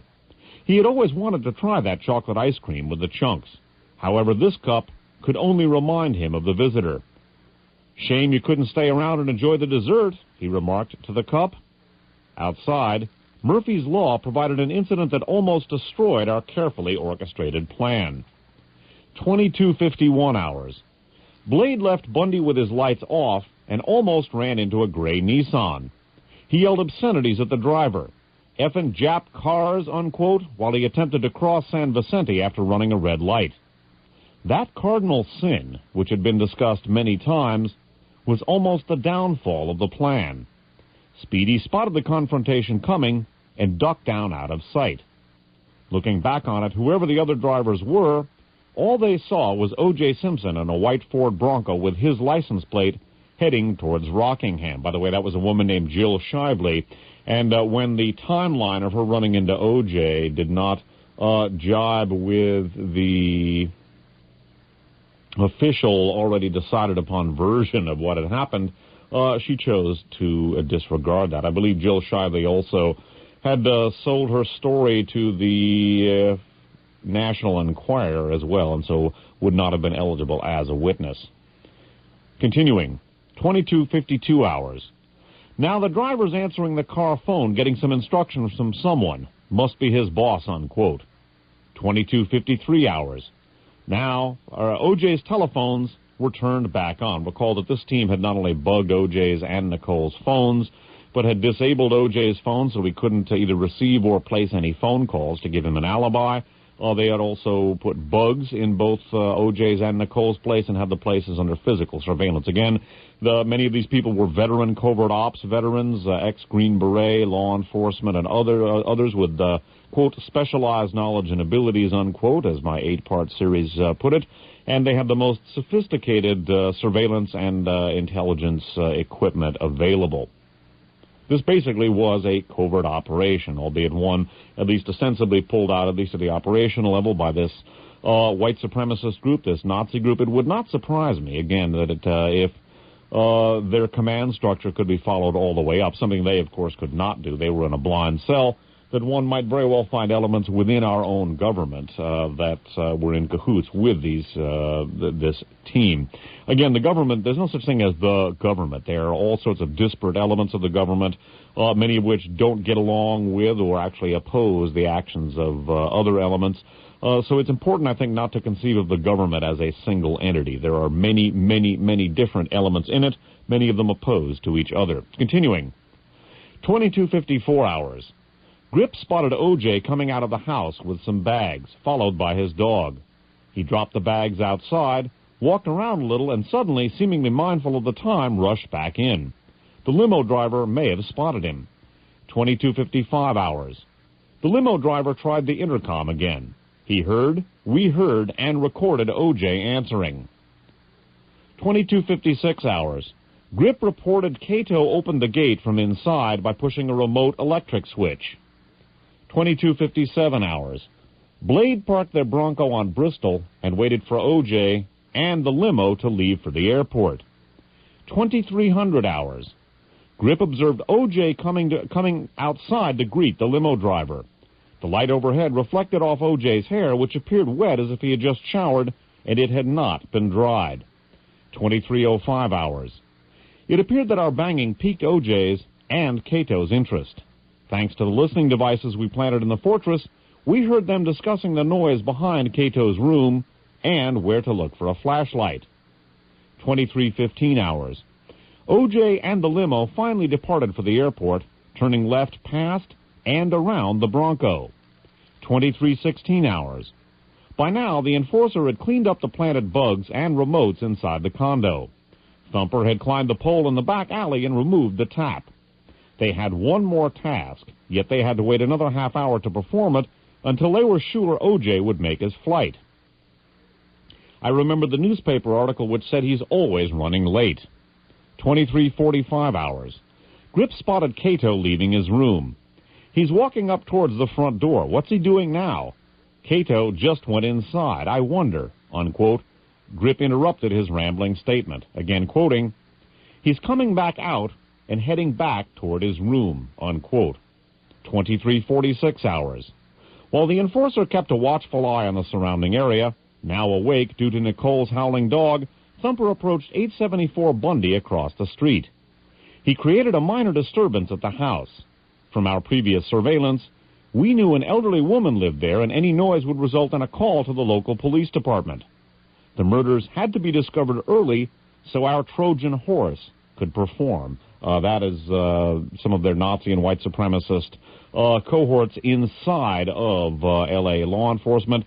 But since this was a blind cell, they did not know the actual identities of who they were. Continuing. On his way back across the street, Thumper's final act was to further open Nicole's front gate so the bodies could be seen when the police arrived. 23:59 hours. Blade removed the interior light bulb of OJ's Bronco. He and Speedy wiped blood from their gloves around the interior. They paid particular attention to the center console, then tried to leave a bloody footprint on the carpet. Being only partially successful, the gloves were placed back in the plastic bag of bloody clothes, and OJ's plates were reattached. The Bronco was then moved back to its original position just north of the 360 curb marking. To enter the fortress, by the way, again, the term fortress here is a nickname they had applied to OJ's residence. To enter the fortress, they scaled the wall by using the limb of a tree protruding over the wall near the Ashford Gate. They walked to the Rockingham driveway. As they walked up the drive toward the house, they squeezed a few drops of OJ's blood out of the syringe to continue the trail of blood that previously had ended in the alley behind Nicole's condo. 2400 hours. Grip and I headed into the fortress using the Ashford Gate entrance. We had watched Cato open this gate several times without any key and knew the routine. OJ's dog ran toward us and started to make strange dog noises. I hit him with a dart containing a low-level tranquilizer, similar to the type used to transport animals aboard aircraft.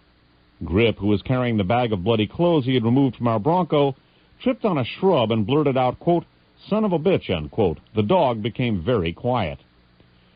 0001 hours. Lucky Monday, June 13th. Grip and I went through the paces of removing all traces of our presence from the outside, including bugs and remote devices.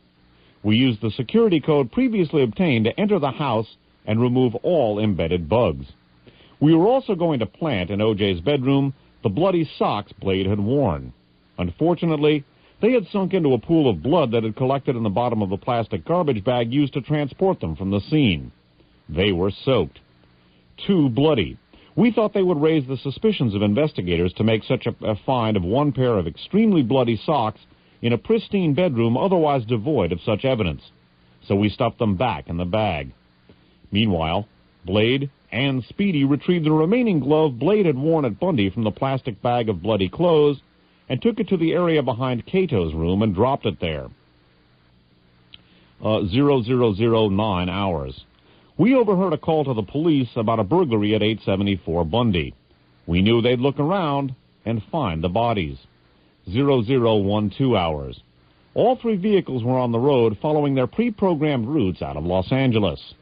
I couldn't help but smile as I conjured up the look that this one rich nigger would have on his face when they arrested his sorry A blank blank and pile the evidence we planted on top of him.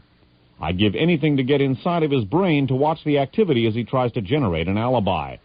It's going to be extremely interesting when he testifies. Excuse me, I believe the pool cue was actually used to, I'm a little confused from reading the account. The pool cue may very well have been used to somehow plant the glove at the actual murder scene, or else there's an editorial mistake here in the account.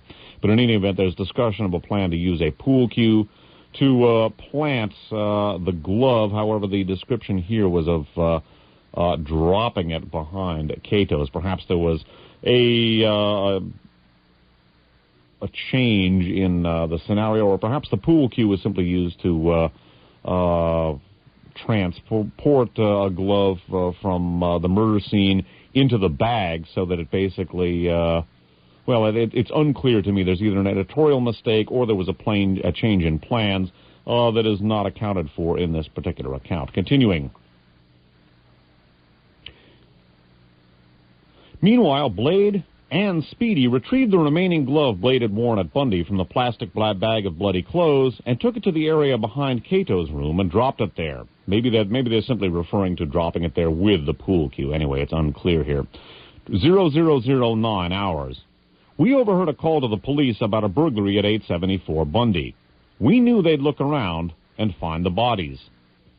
0012 hours. All three vehicles were on the road following their pre-programmed routes out of Los Angeles. I couldn't help but smile as I conjured up the look that this one rich nigger would have on his face when they arrested his sorry A blank blank and piled the evidence we planted on top of him. I'd give anything to get inside of his brain and watch the activity as he tried to generate an alibi. It's going to be extremely interesting when he testifies. And by the way, again, forgive my use of strong language. I'm reading the dialogue and text here as it is presented in order to maintain the veracity or the verisimilitude of what is written here. Continuing. 0013 hours.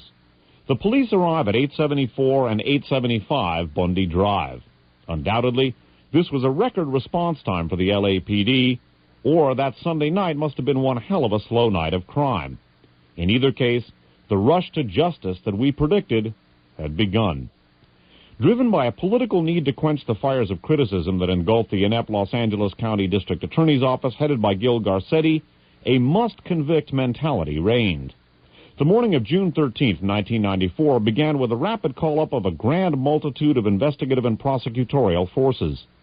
The world would shortly witness one of the greatest marshallings of legal power ever assembled, for the sole purpose of proving that OJ Simpson committed the murders of Nicole Brown Simpson and Ronald Lyle Goldman. A plan conceived by the leader of a group many agencies warned was, quote, armed and dangerous, unquote, had accomplished a feat that would be etched in history, forever. The frame was now a reality. And that is the informant's account of how the information, how the evidence was planted. Again, just exactly how the pool cue fits in here remains something of a question in my mind.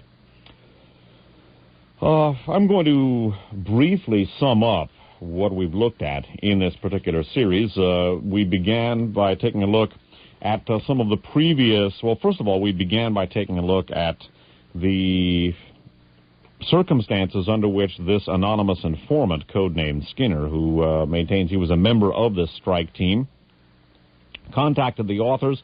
Recall that he had not only been feeling guilty about some of the carnage after Oklahoma City, but also some of his Vietnam War nightmares, some of the ferocious nightmares that he'd been having, had begun to return after Oklahoma City and the murders of Ron and Nicole, and he began having these nightmares where he would wake up just bathed in sweat. And combination of that and apparently some guilt over Oklahoma City, and also apparently losing some of his comrades at Oklahoma City, led him to decide to communicate this information. We then looked at a couple of past operations, one successful and one abortive, from this same group. The successful operation was the murder of music promoter and nightclub owner Brett Cantor. OJ's defense team, by the way, in the trial pointed out the similarity in the way that Brett Cantor had been murdered. this white supremacist team, this Nazi team, had approached Brett Cantor about promoting a white supremacist band called RAHOWA, R-A-H-O-W-A, or Racial Holy War.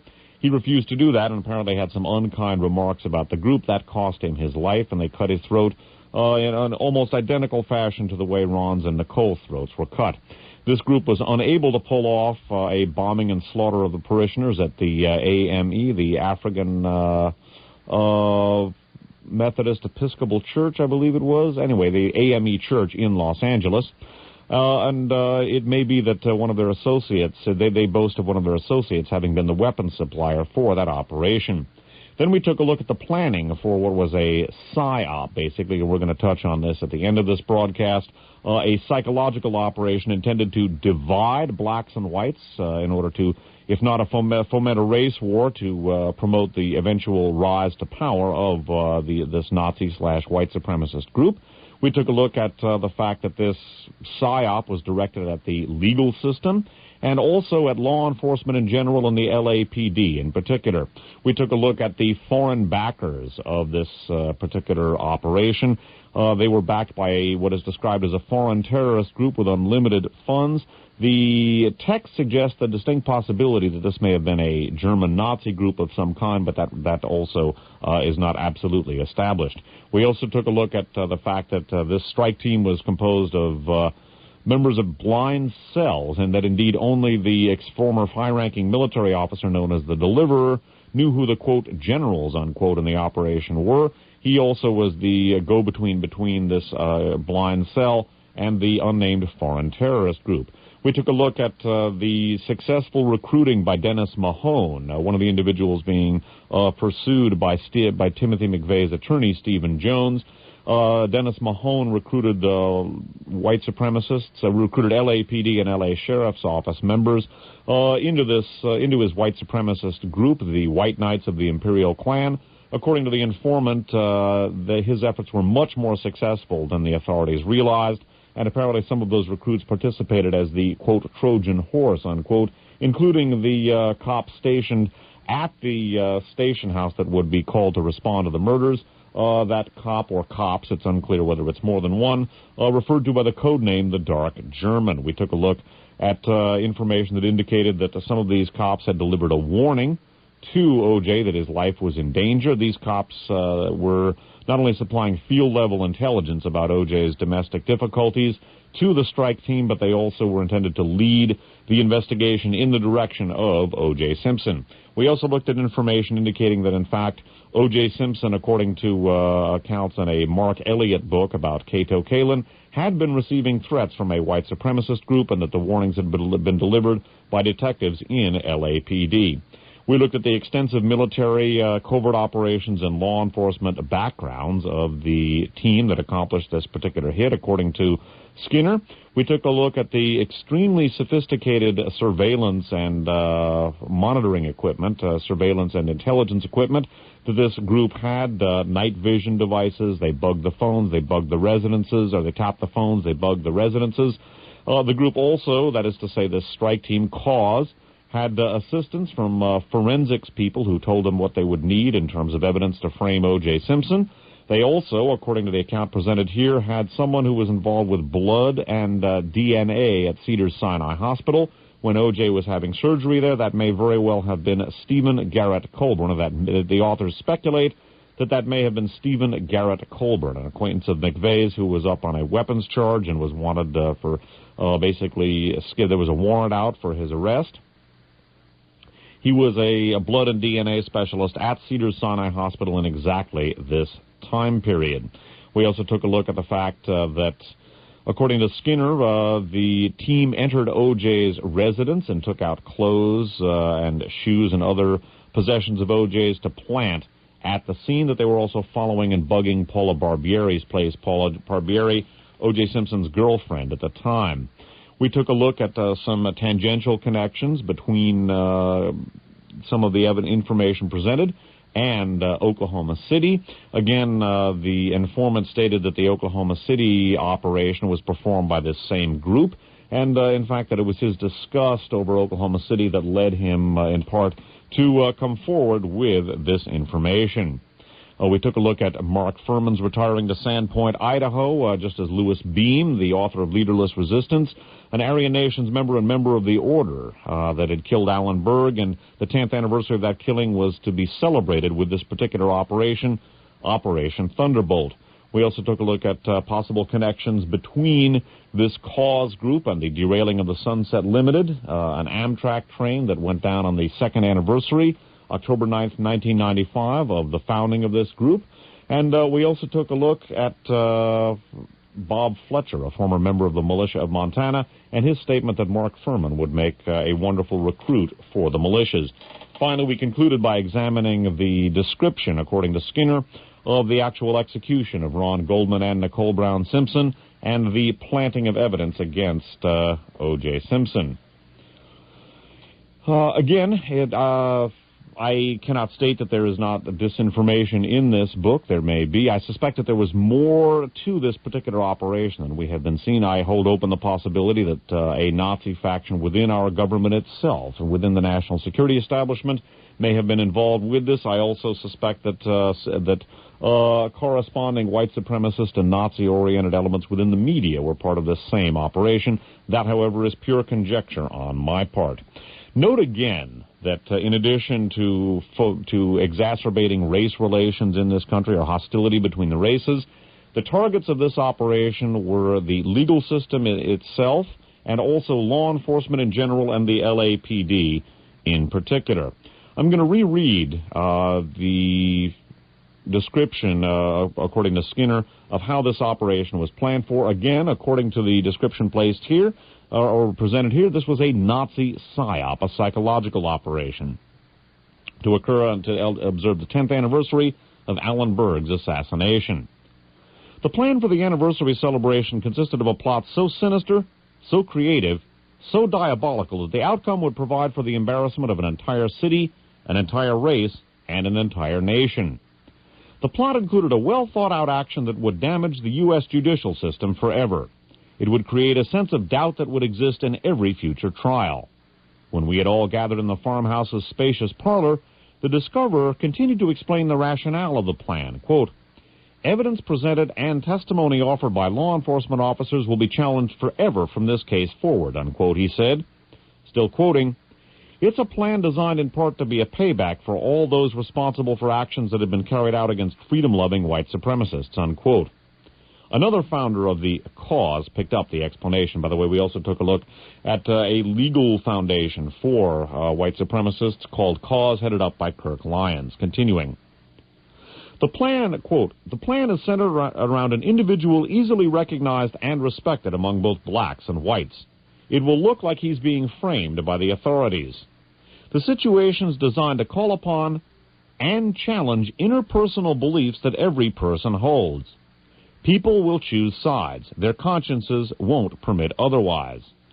The final coup will occur when our target is found guilty or his credibility is destroyed. This event will generate instant racial tension, followed by violence. We're going to ensure that by fueling what will already be an inflamed situation. The plan will use the distrust between the authorities and the blacks that's existed in Los Angeles for years. At first, everyone will choose up sides. As the discussions become heated and clouded with rhetoric, violence will follow. After much destruction has occurred, the cause will then step forward to take credit for this framing. But it will be painfully obvious that we couldn't have done it without the help of an easily duped, overzealous prosecution," unquote. Among the questions I have, and that concerns the possibility that perhaps this informant was coming forward in order to perhaps take credit for this operation on behalf of cause. Again, I'm not saying that is the case. However, I don't think that's an unreasonable question to ask under the circumstances. Perhaps the motives for this informant were more complex than we have been told. In any event, that concludes this particular segment. My name's Dave Emory. Thanks for listening.